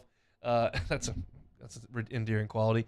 This morning when I went to do the podcast, I had all my notes and whatever. And sometimes you just start talking and an idea kind of comes to you as you're talking. And one of them was, what's the advice you would have, to get this thing turned around? And I'm reminded of the Liar Liar scene where Jim Carrey is an attorney and he's got this guy, a client of his, who keeps going to jail. He keeps doing stupid stuff and going to jail. And Jim Carrey's in a tizzy and his receptionist answers the phone. He's like, hey, this client of yours wants some advice on some legal issues. And he just grabs the phone and goes, "Stop breaking the law, a-hole." And that's the legal issue. My advice for LSU to stop this losing streak: stop falling behind by 20. Just don't fall behind by 20. You keep falling behind by 20, it's going to be difficult to snap this losing skid. And that goes, that goes without saying. But just show up with some fight in the first half. Take it to them in the first half, and then you've played well in second halves. It's been that one barrage. Ole Miss obviously had it when they went 14 of 16 from the floor. You saw TCU hit 3 threes in a row from O'Banion from the corner. Obviously you saw Vanderbilt get hot with that one guy and hit a bunch of threes. If you just stop doing that, you got a chance. Yeah, you definitely do. It's just like Groundhog's Day watching this basketball team. Sometimes we look up, oh man, we're down again in the first half. It's always the first half, then they come back again, make it a game in the second half. It's just start out hot. Can we just get a little 10-0 run to start out? Can we just start out that? Look, now we're cooking with something here. It's just, for whatever reason, I'm not going to say we're coming out flat, but you just can't make shots early on. For some reason, you're not making shots early on. You're having some turnovers early on, and then you find yourself in foul trouble. So let's just chill on that tonight. Let's relax a little bit with that. Let's try to get out to a good start, and then maybe things can go out better for the rest of the game. But, man, we got to stop giving up these big leads early on.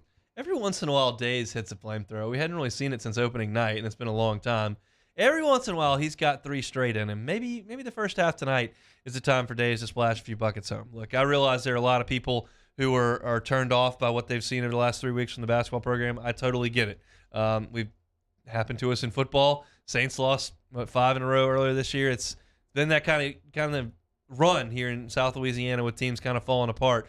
Hopefully LSU can put the pieces back together. This would be a nice start. But what I said on the podcast, and I really believe now, certainly this is the case for them all the time inside the program, but for us on the outside, my approach is we spent the whole season talking about this 10-game stretch before conference and taking care of that. And then you got this 7-game start to the conference. Oh, my God. And then you've got an 8-game stretch where you can really make some hay, and then you got to figure out at this point, that's out the window. That's done. You've lost the opportunity to be a 2 or 3 seed. You've got to go out there now and play one game and try to figure out how to get something moving in the right direction. Tonight in College Station's a reasonable shot, playing a team that hadn't won in 4 weeks in Texas A&M. So Travis Brown from the Bryan College Station Eagle will join us next to talk about it on Hunt and Hill. Serving up the latest from the sports world. It's Hunt and Hill. Of course, you're familiar with Bayou Ford. They bring you our stream on YouTube. They brought you the app for a couple of years now, and they are a proud partner here of Off the Bench, and we are so glad to have them. And in talking with Ben Gagne last week, he said before COVID, about 5% of his customers were special ordering cars. Now it's 75%. And over 50% of their customers never set foot on the lot down there in La Place. Let Bayou Ford customize your vehicle for you. Don't settle because you think nobody has any cars or just got to go get one. You don't have to do that. Bayou Ford can turn around most of your custom orders in 60 to 90 days. And as Jeremy will tell you, they'll get it to you. Yeah, they'll definitely get it to you. Bayou Ford has 6 full-time jobbers.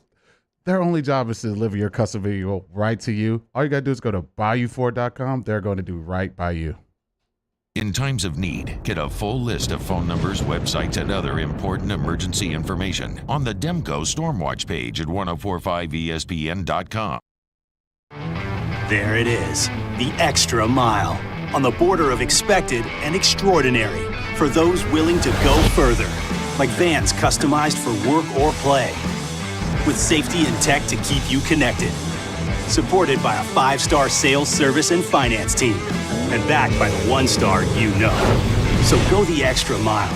It's never crowded, because so few have what it takes to go there. Mercedes-Benz Vans. Before we begin any electrical work here, we perform a home safety check that begins at your electrical panel to make sure that you and your family are safe. For all your upgrades, installations, and repairs, call Mr. Electric. Gulf Coast Bank and Trust is giving our customers the power to bank anywhere, anytime during this challenging event. And we're right there with you. Our mobile banking app is a smart way to manage your money and time. Gulf Coast Bank and Trust, the bank that cares about you. If home is where the heart is, a roof is a shield. That's why for over 25 years, South Louisiana always turns to Garcia Roofing and Sheet Metal. For more information, visit garciadidmyroof.com. Bayou Ford has 0.9% for 60 months on new Ford F-150 plus $1,000 bonus cash. All new Bayou Ford vehicles come with a 1 million mile warranty. And right now, get $1,000 bonus cash plus 0.9% APR for 60 months on new 2021 Ford F-150. The crew at Bayou Ford is going to do right by you.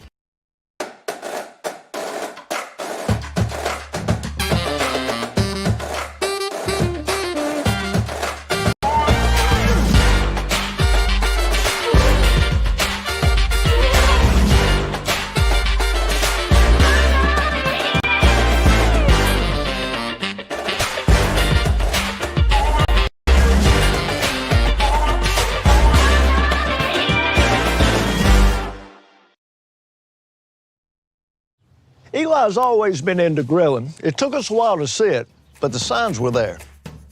What are you doing, Eli? I knew grilling was my thing. I have been talking about it throughout my career. Happy with the results? I am. Got the new grill from barbecueguys.com. It performed great. My advice, as I always told my boys, do more of what you were born to do. Barbecue Guys, for those who were born to grill. You want cheese on your burger, Pops? I'll take a little cheese.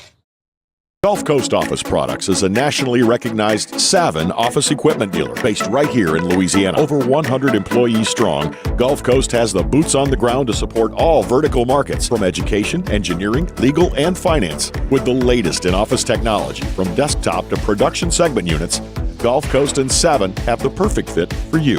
Call 224. Jamar Chase and the Cincinnati Bengals face Matthew Stafford, Cooper Kupp, and the Los Angeles Rams in Super Bowl 56. Tune in for live play-by-play Sunday afternoon at 5:30 on your home for the NFL and Super Bowl 56, 104.5 ESPN Baton Rouge.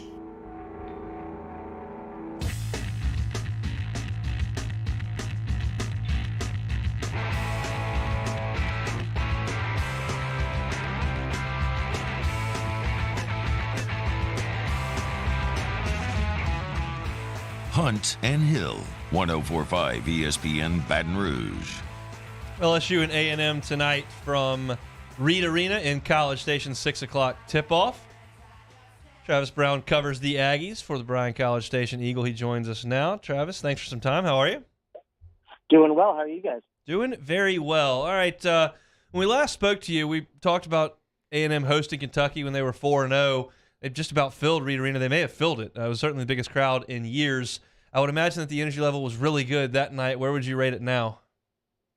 It has dwindled a little bit. It actually was the largest crowd in Reed Arena history Okay. for that Kentucky game, and it has dwindled. The student population is still coming pretty strong, but I think that there is some different takes on the projection of this team than it was coming out of that Kentucky game.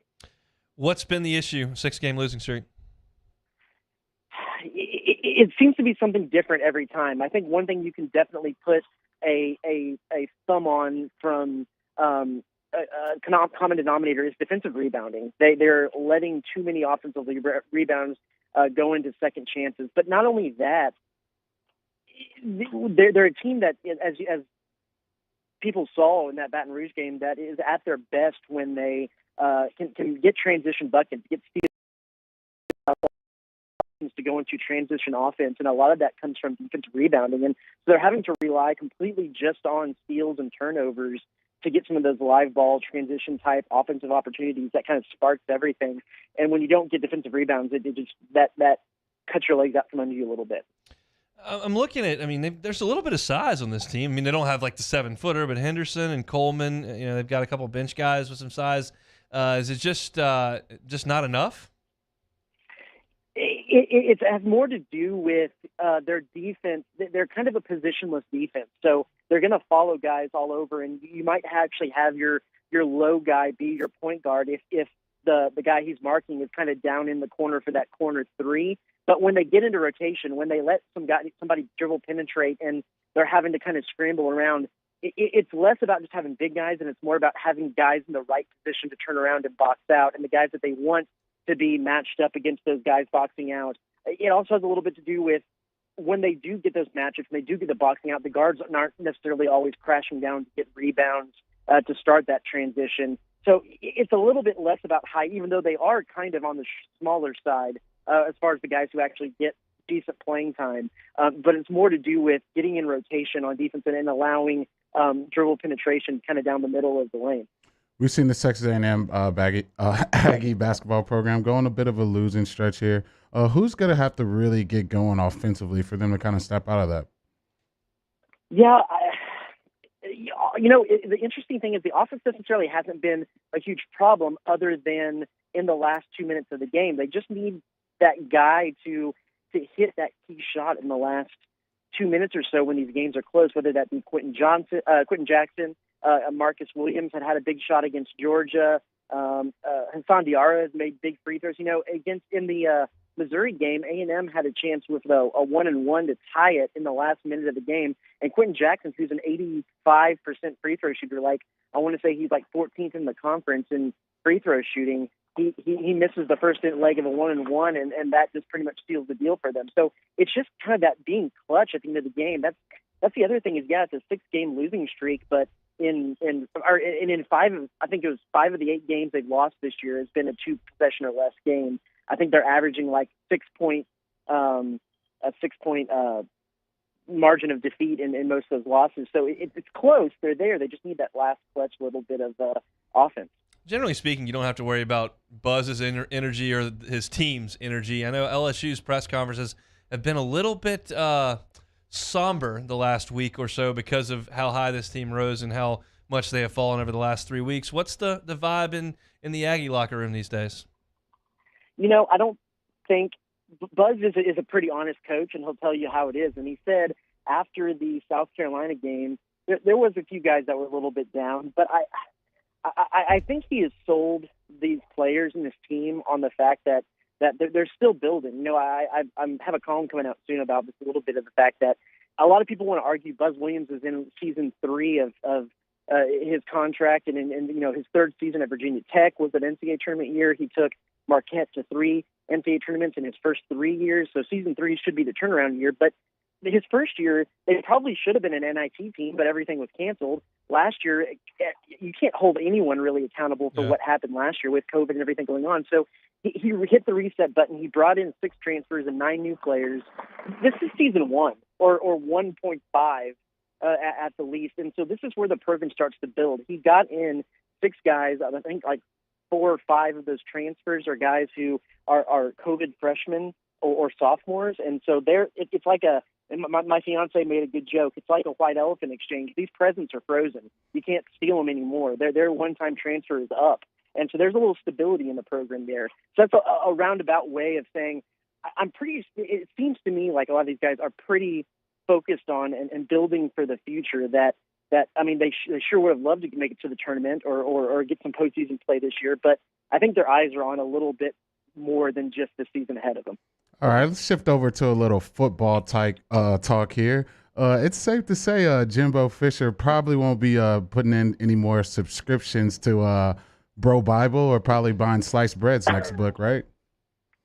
Yeah, I think that's one of the quotes of the season is hearing Jimbo angrily say sliced bread 4 times in the season. That'll probably highlight things. But yeah, it's he was a little feisty at that NIL thing, and I mean, rightfully so. I don't think that yes, there will be NIL deals, and A&M will always have a fair share of that kind of money and stuff to go around. I mean, there was no indication that there was any kinds of deals being made with these kids, and so why not bristle a little bit at the fact that there's these kind of unsubstantiated claims going around. That seems pretty on par with him when kind of his team, his players, or his staff are called into question. Yeah, I applauded A&M for putting that class together and thought that it was a tremendous job by everyone involved in putting together the best signing class in the history of these subscription or these services and whatnot.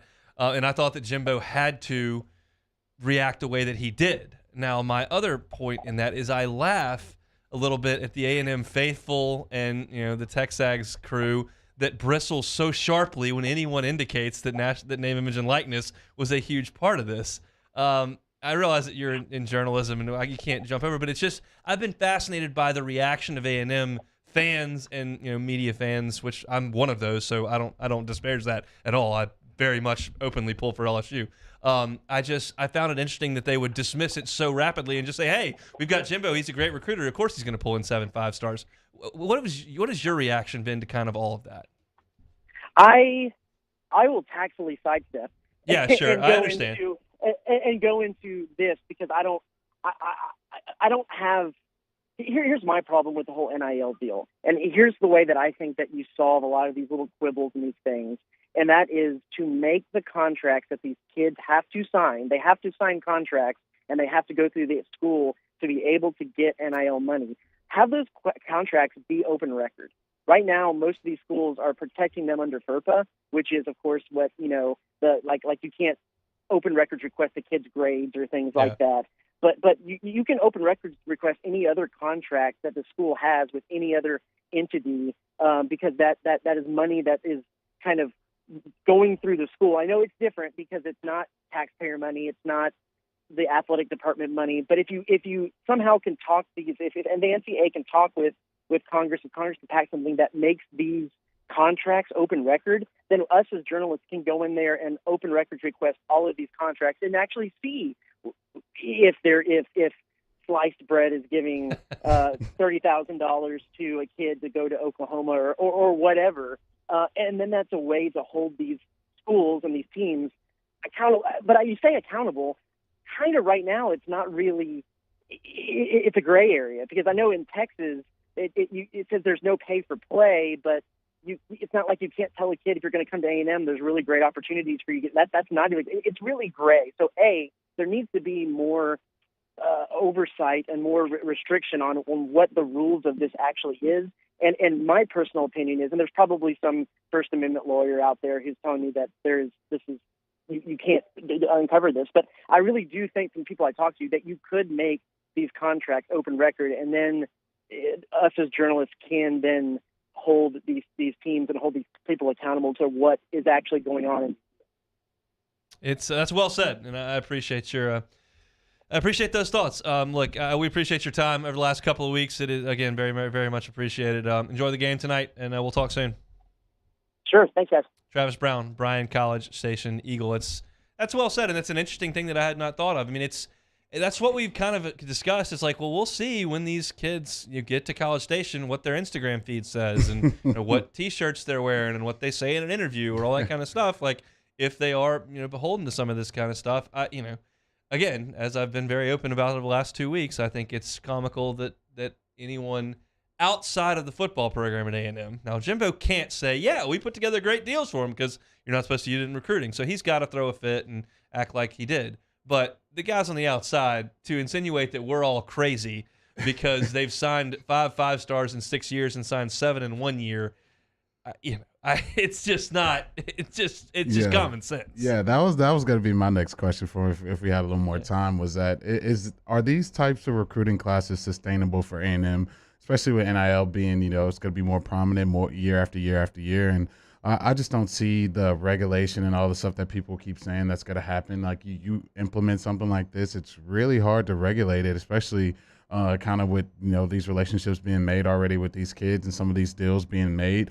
So if they regulate it, are you going to say, hey, well, that deal you signed 2 years ago isn't valid anymore. We can't give you that money. So you already opened Pandora's box. I don't really see it changing anytime soon. And I wonder if this is kind of going to be something sustainable for Jimbo, because if it isn't, I think this recruiting class is definitely going to get a lot more eyeballs on it, especially if some weird things kind of went on to get some of those guys that they did. Well, look, he signs top 10 classes everywhere he goes. He's did it at Florida State. He's done it at A&M. That's part of the deal. It's just the absolutely ridiculousness of this class and where some of these kids came from. With Ponchatoula, Miami, some of that stuff just doesn't quite add up. And then they're going to Georgia and getting another one. That's just not.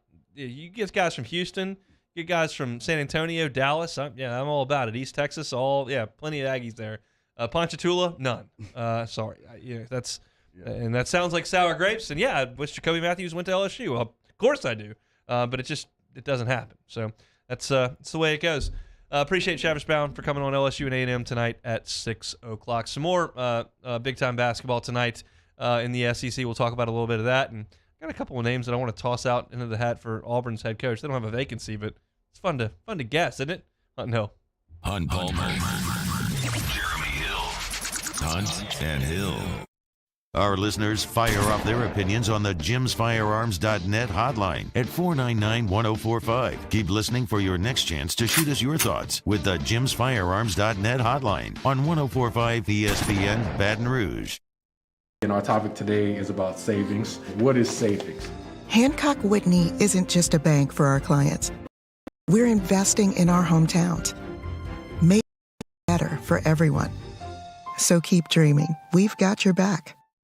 Bayou Chrysler Dodge Jeep Ram has new Jeep Gladiator Rubicons in stock with $2,000 off MSRP. All new Bayou vehicles come with a 1 million mile warranty. And right now, get $2,000 bonus cash on new 2021 Jeep Gladiator. Shop now at BayouCDJR.com. The crew at Bayou is going to do right by you. During these challenging times, we know your healthcare needs don't stop. Cancer, accidents, injuries, and heart disease are relentless. So we are relentlessly innovating to keep you safe, both virtually and in person.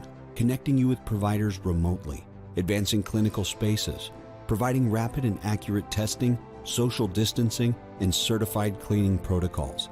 We are Auctioner, and we will not slow down. Auctioner Health, innovating healthcare.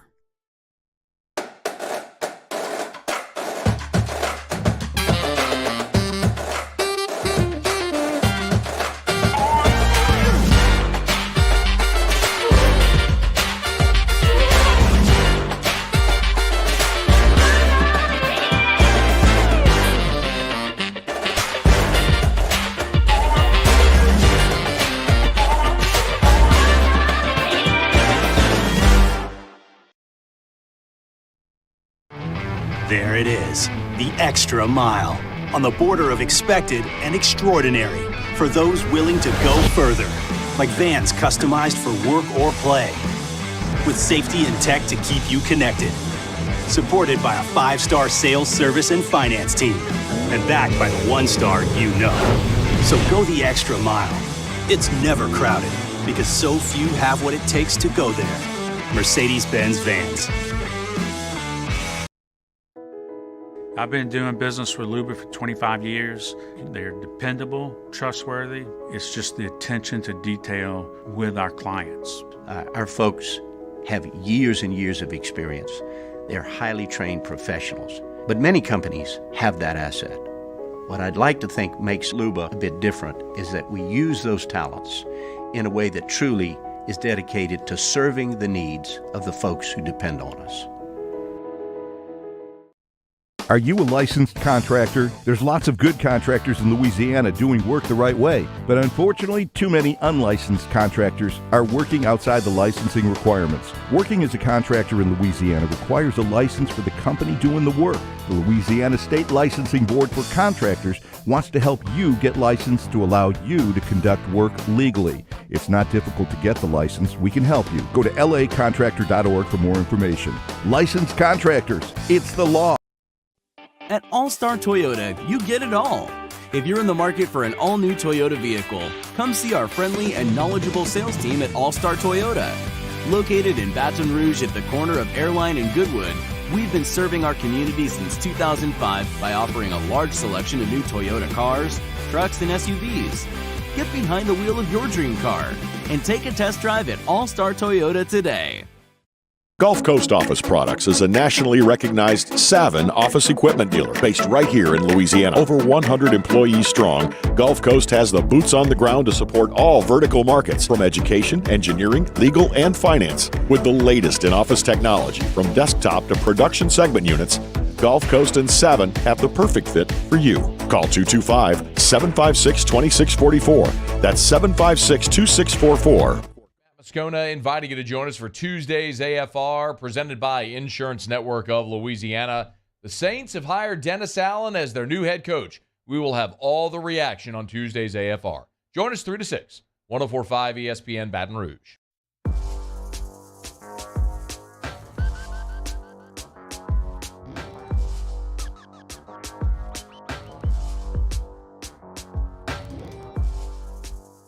Hunt and Hill, 104.5 ESPN Baton Rouge. Logging into the FanDuel Sportsbook here on my phone. Looking for the SEC lines. The lines moved a little bit today. Auburn headed to Bud Walton Arena. Hogs have won 8 in a row. Hogs have won 8 in a row and almost 20 in a row. 19. Auburn is a 1-point favorite in the Bud tonight. Basically a picket. What you got there? Ooh. I'm going to go with the Razorbacks. I think they can cover that. Ooh. Well, they have to win. I got the Razorbacks. It's one. I got the line's one. Got the Razorbacks, man. I don't disagree with that. This will be the most difficult environment that Auburn plays in the rest of the way. It'll be full. That's a huge arena, one of the 10 biggest in college basketball. And they love their Hogs when they're playing well. And right now they are. That's a team that got out of the gate 0-3 in league play.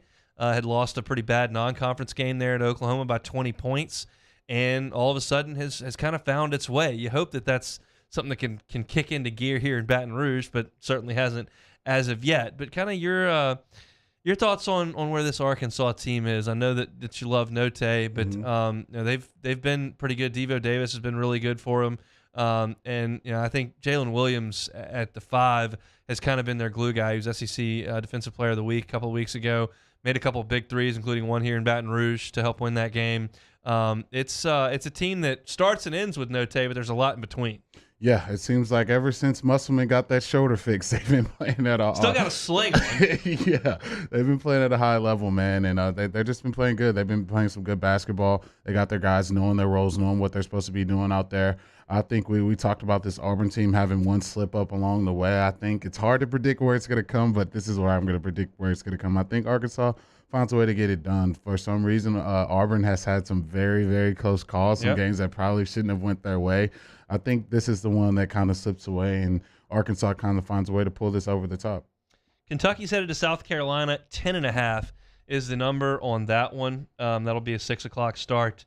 Got to lay 550 to win 100 on the FanDuel Sportsbook to get to the Cats. Yeah, that's. I mean, it's not enough for the Cats. Now, to me, they've been playing. To me, the best team in the SEC. I know Auburn's had their way with a lot of people, won a lot of games, but to me, Kentucky's been playing the best brand of basketball, just the most complete brand of basketball, and they probably have the best big in the country right now in Sheboy and all the guys, Ty and Tobin and Wheeler. They're rolling right now. So I'm feeling what the Cats are doing. I know you got a ton of love for Coach Calipari over there. So yeah, I actually kind of like him. I just don't love the way he coaches.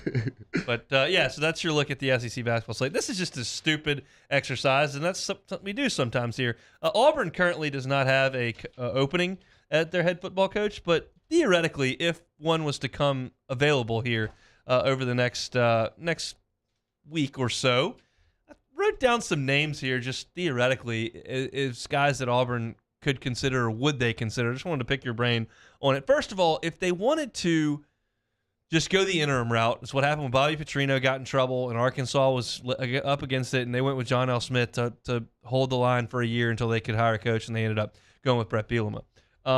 You think they would hire Gene Chizik to do that? Ooh. He's got a job right now, but head coach though? For a year. No, I don't think so. I don't think they go down that rabbit hole again.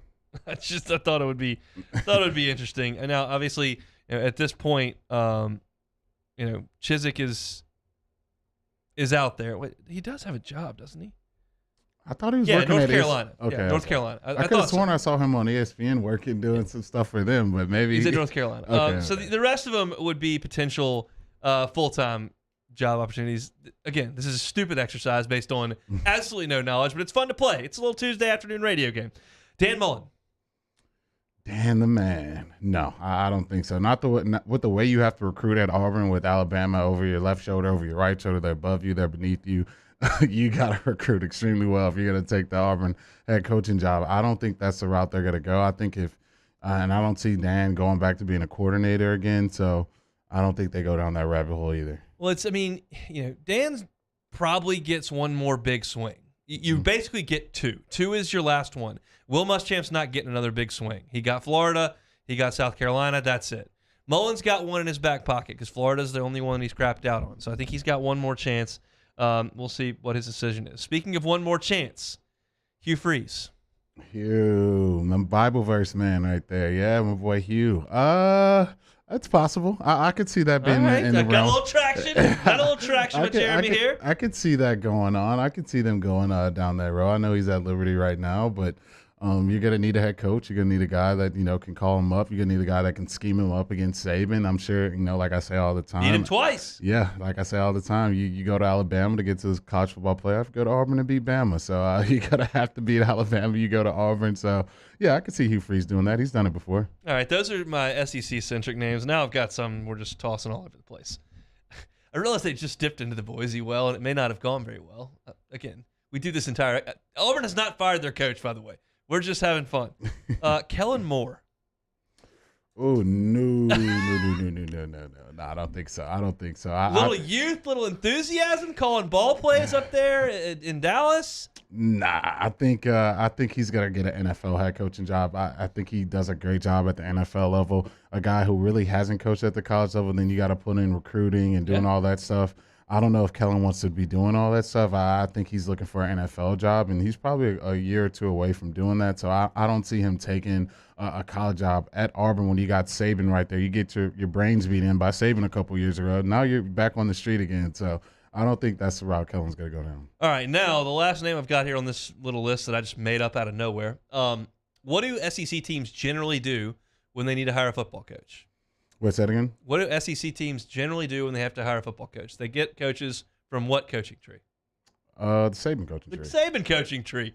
Bill O'Brien.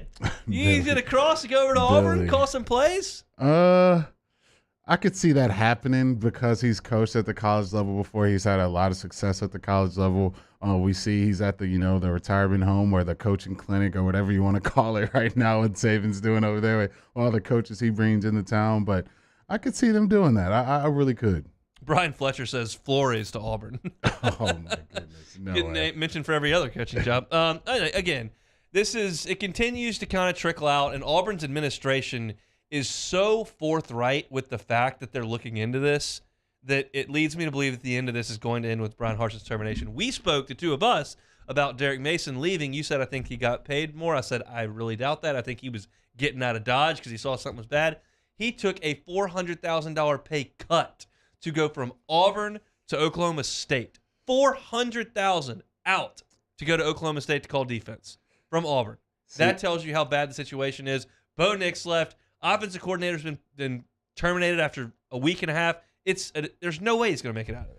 Yeah, see, I didn't know all this stuff. I didn't know about the extracurricular stuff going on. Yeah. I had no idea when those questions got. I knew something was going on, but I didn't know it was to that degree. I'm not confirming that stuff. I'm just saying what's kind of been out there. Not saying I don't know anything. I'm just saying. So if you lose your offensive coordinator, you lose your defensive coordinator. There's something brewing in the Plains right now, and it's not trending good for Harsin. Looks like so.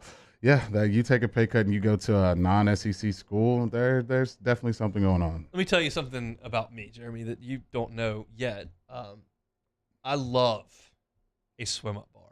Go to the hotel, you got the swim-up bar. I love it. I love to interact with the people up there. I love the drinks flowing. I love hanging out in the pool.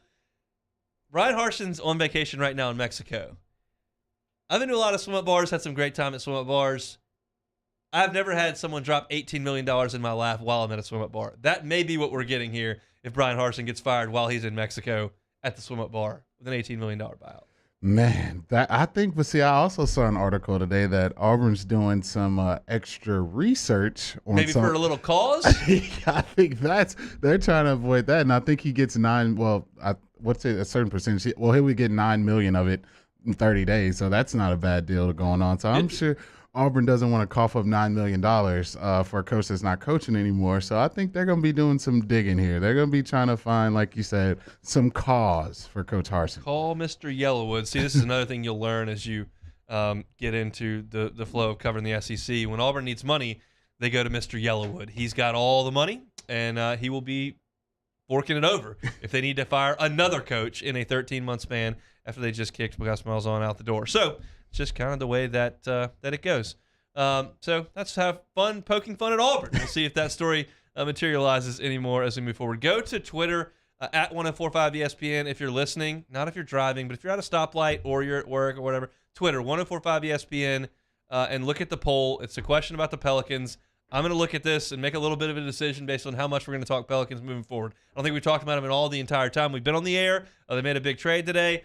We spent 3 minutes on it. I think that's probably realistic. But if more people want to talk about the Pelicans, we can. Jeremy's a big NBA guy. I certainly know a little bit about the game of basketball, enough to fake it at least. So if you got some Pels needs, get to Twitter. If you think that's stupid and you may want to make sure that we don't talk about them, get to it and vote in the poll. We will get to the answers to that when we come back and wrap things up. Of course, that's the Citizens Bank poll of the day. It's Hunt and Hill. This is Hunt and Hill on 104.5 ESPN Baton Rouge. Brake repair anywhere. That's right, anywhere. Well, as long as that's your home or place of business, they probably won't come change your brakes on I-10. But brake repair anywhere. BrakeMedics.com. You got to take care of your car. And we all know sometimes you hear something that doesn't sound quite right with your car. When you hit those brakes, you're hearing some screeching, some grabbing, some grinding. Brake Medics can take care of you. You cannot beat the convenience, and you cannot beat the price. $229 for a single axle change, $449 for front and rear. And when you get that work done by Brake Medics, 24,000-mile nationwide warranty, 24-month warranty on all their work, and it's really easy to contact them. Yeah, all you got to do is go to BrakeMedics.com for your free quote today. You log into their website, you put the make, year, and model of your vehicle and whatever brake symptoms your vehicle may be dealing with at the time. They'll have all those options right there on the website for you. You just punch that in, put your name, email, and phone number, and BrakeMedics.com will get back to you with a free quote today. They did it for me. I never left the couch. They pulled up to the car, jacked the car up, changed the brakes. I was watching TV. They knocked on the door, handed me the invoice, handed me the keys. Simple as that. You wait 45 minutes, you're on the road, good as new. You cannot beat the convenience and the prices from Brake Medics. BrakeMedics.com. Brake Medics, we make house calls. We opened up the playbook and expanded our coverage. Listen daily in high definition on 98.1 HD2. We are 104.5 ESPN Baton Rouge.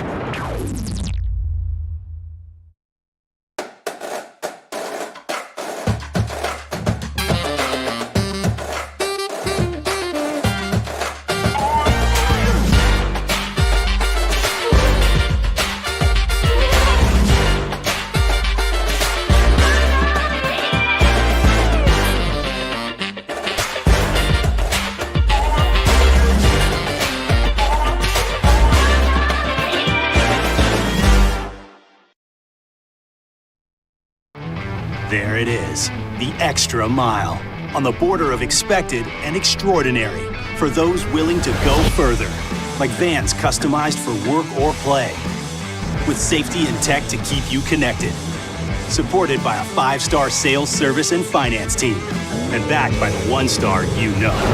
So go the extra mile. It's never crowded, because so few have what it takes to go there. Mercedes-Benz Vans. To the heroes who are working tirelessly to care for our communities, we thank you. We will never forget the countless hours you dedicated on the front lines, choosing to risk your own health to fight for our friends, neighbors, and family members. I mean, you guys are out on the front lines fighting it. We are grateful for your heroic acts and unwavering spirit. Together, we are overcoming this adversity and make our state healthier and more vibrant again. Ochsner Health. Eli's always been into grilling. It took us a while to see it, but the signs were there. What are you doing, Eli? I knew grilling was my thing. I have been talking about it throughout my career. Happy with the results? I am. Got the new grill from barbecueguys.com. It performed great. My advice, as I always told my boys, do more of what you're born to do. Barbecue Guys, for those who were born to grill. You want cheese on your burger, Pops? I'll take a little cheese. ServiceMaster Elite create clean, disinfected work environments. As a local business, we take pride in serving the New Orleans and Baton Rouge areas. Our cleaning protocols follow CDC and OSHA standards for healthcare settings, offices, senior living, restaurants, and industrial plants. Contact ServiceMaster Elite to get your operation ready for reopening with germ disinfection cleaning. ServiceMaster Elite, the trusted choice in professional cleaning since 1996. At All-Star Toyota, you get it all. If you're in the market for an all-new Toyota vehicle, come see our friendly and knowledgeable sales team at All-Star Toyota. Located in Baton Rouge at the corner of Airline and Goodwood, we've been serving our community since 2005 by offering a large selection of new Toyota cars, trucks, and SUVs. Get behind the wheel of your dream car and take a test drive at All-Star Toyota today. Edition of Game Time presented by Bet Rivers, live from Mike Anderson's on Lee, just off of Nicholson, the original Mike Anderson, 6 to 8 p.m. It's Game Time presented by Bet Rivers on 104.5 ESPN Baton Rouge.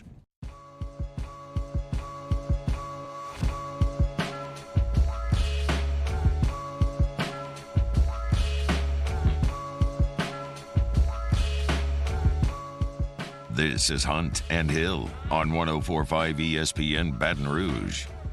Wrapping things up here on a Tuesday, Citizens Bank poll of the day at 104.5 ESPN on Twitter. We have got the results. Question is, how many Pelicans games have you watched this year? The options were 0, a handful, more recently. They've been playing better recently, so I thought that was a reasonable thing.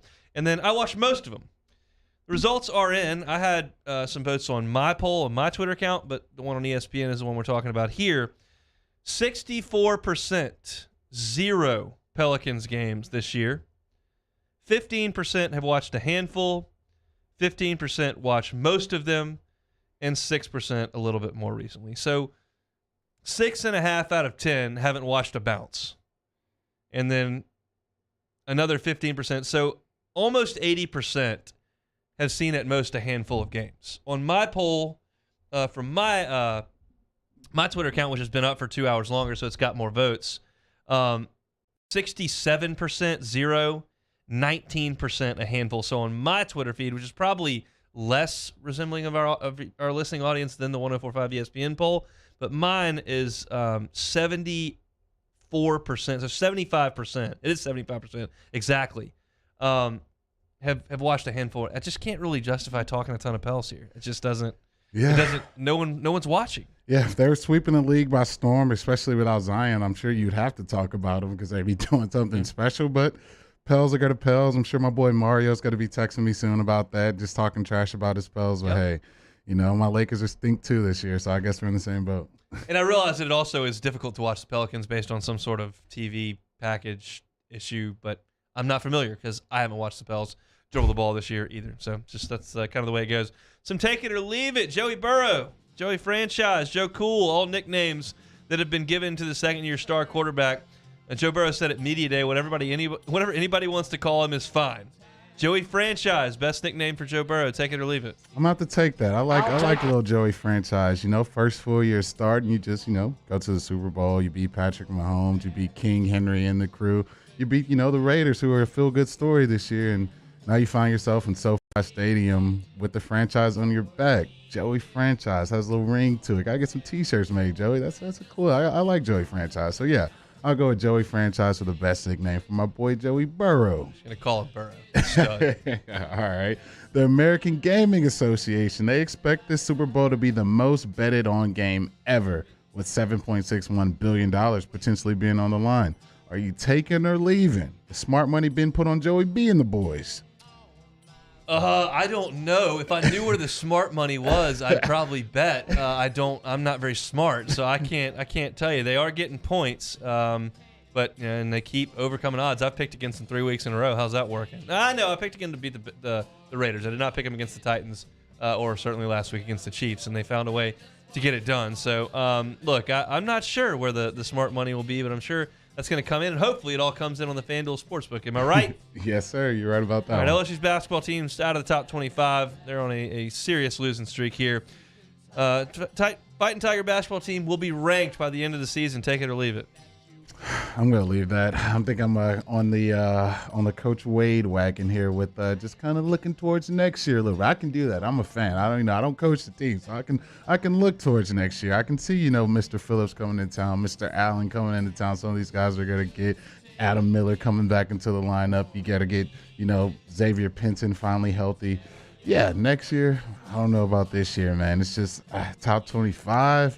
It's going to be a lot to choose. So, no, I'm going to pass on that one. All right. My boy, after taking an interview on National Signing Day with the Vikings, Jim Harbaugh, he said his flirtation with the NFL was a one-time thing and Michigan is where he wants to be. Are you taking or leaving? Harbaugh stays at the college level for the rest of his coaching career. I'll leave it. He'll go back to the NFL at some point. If he's looking elsewhere right now, after they just went to the playoffs, he'll be looking elsewhere after they go 7-5 at some point. It's just the way it goes, and I think he's a better fit in the NFL anyway, because he's just I can't imagine that guy recruiting. I can't imagine him having a conversation most often. So that'll do it for Take It or Leave It. That'll do it for us here on a Tuesday. Tonight, 8:30, Pluckers on Nicholson. I will be there for sports trivia. If you want to stop on by after the LSU basketball game is complete, we will be hanging out at Pluckers for sports trivia. Very much looking forward to that. If you missed any of the show, on demand, 1045ESPN.com. Luke Johnson talking Saints in hour number 1. Travis Brown talking Tigers and Aggies in hour number 2. Matt Moscona is going to drive you home from 3 to 6. And after further review, Jimmy Ott's Game Time is from 6 to 8 this evening. Mario and Musso have your early line coming up next. Appreciate y'all for hanging out with us. Can't wait for tomorrow's show. Boot up, everybody. Come on, Tigers. You got to get in the win column tonight in College Station. We'll be reacting to it tomorrow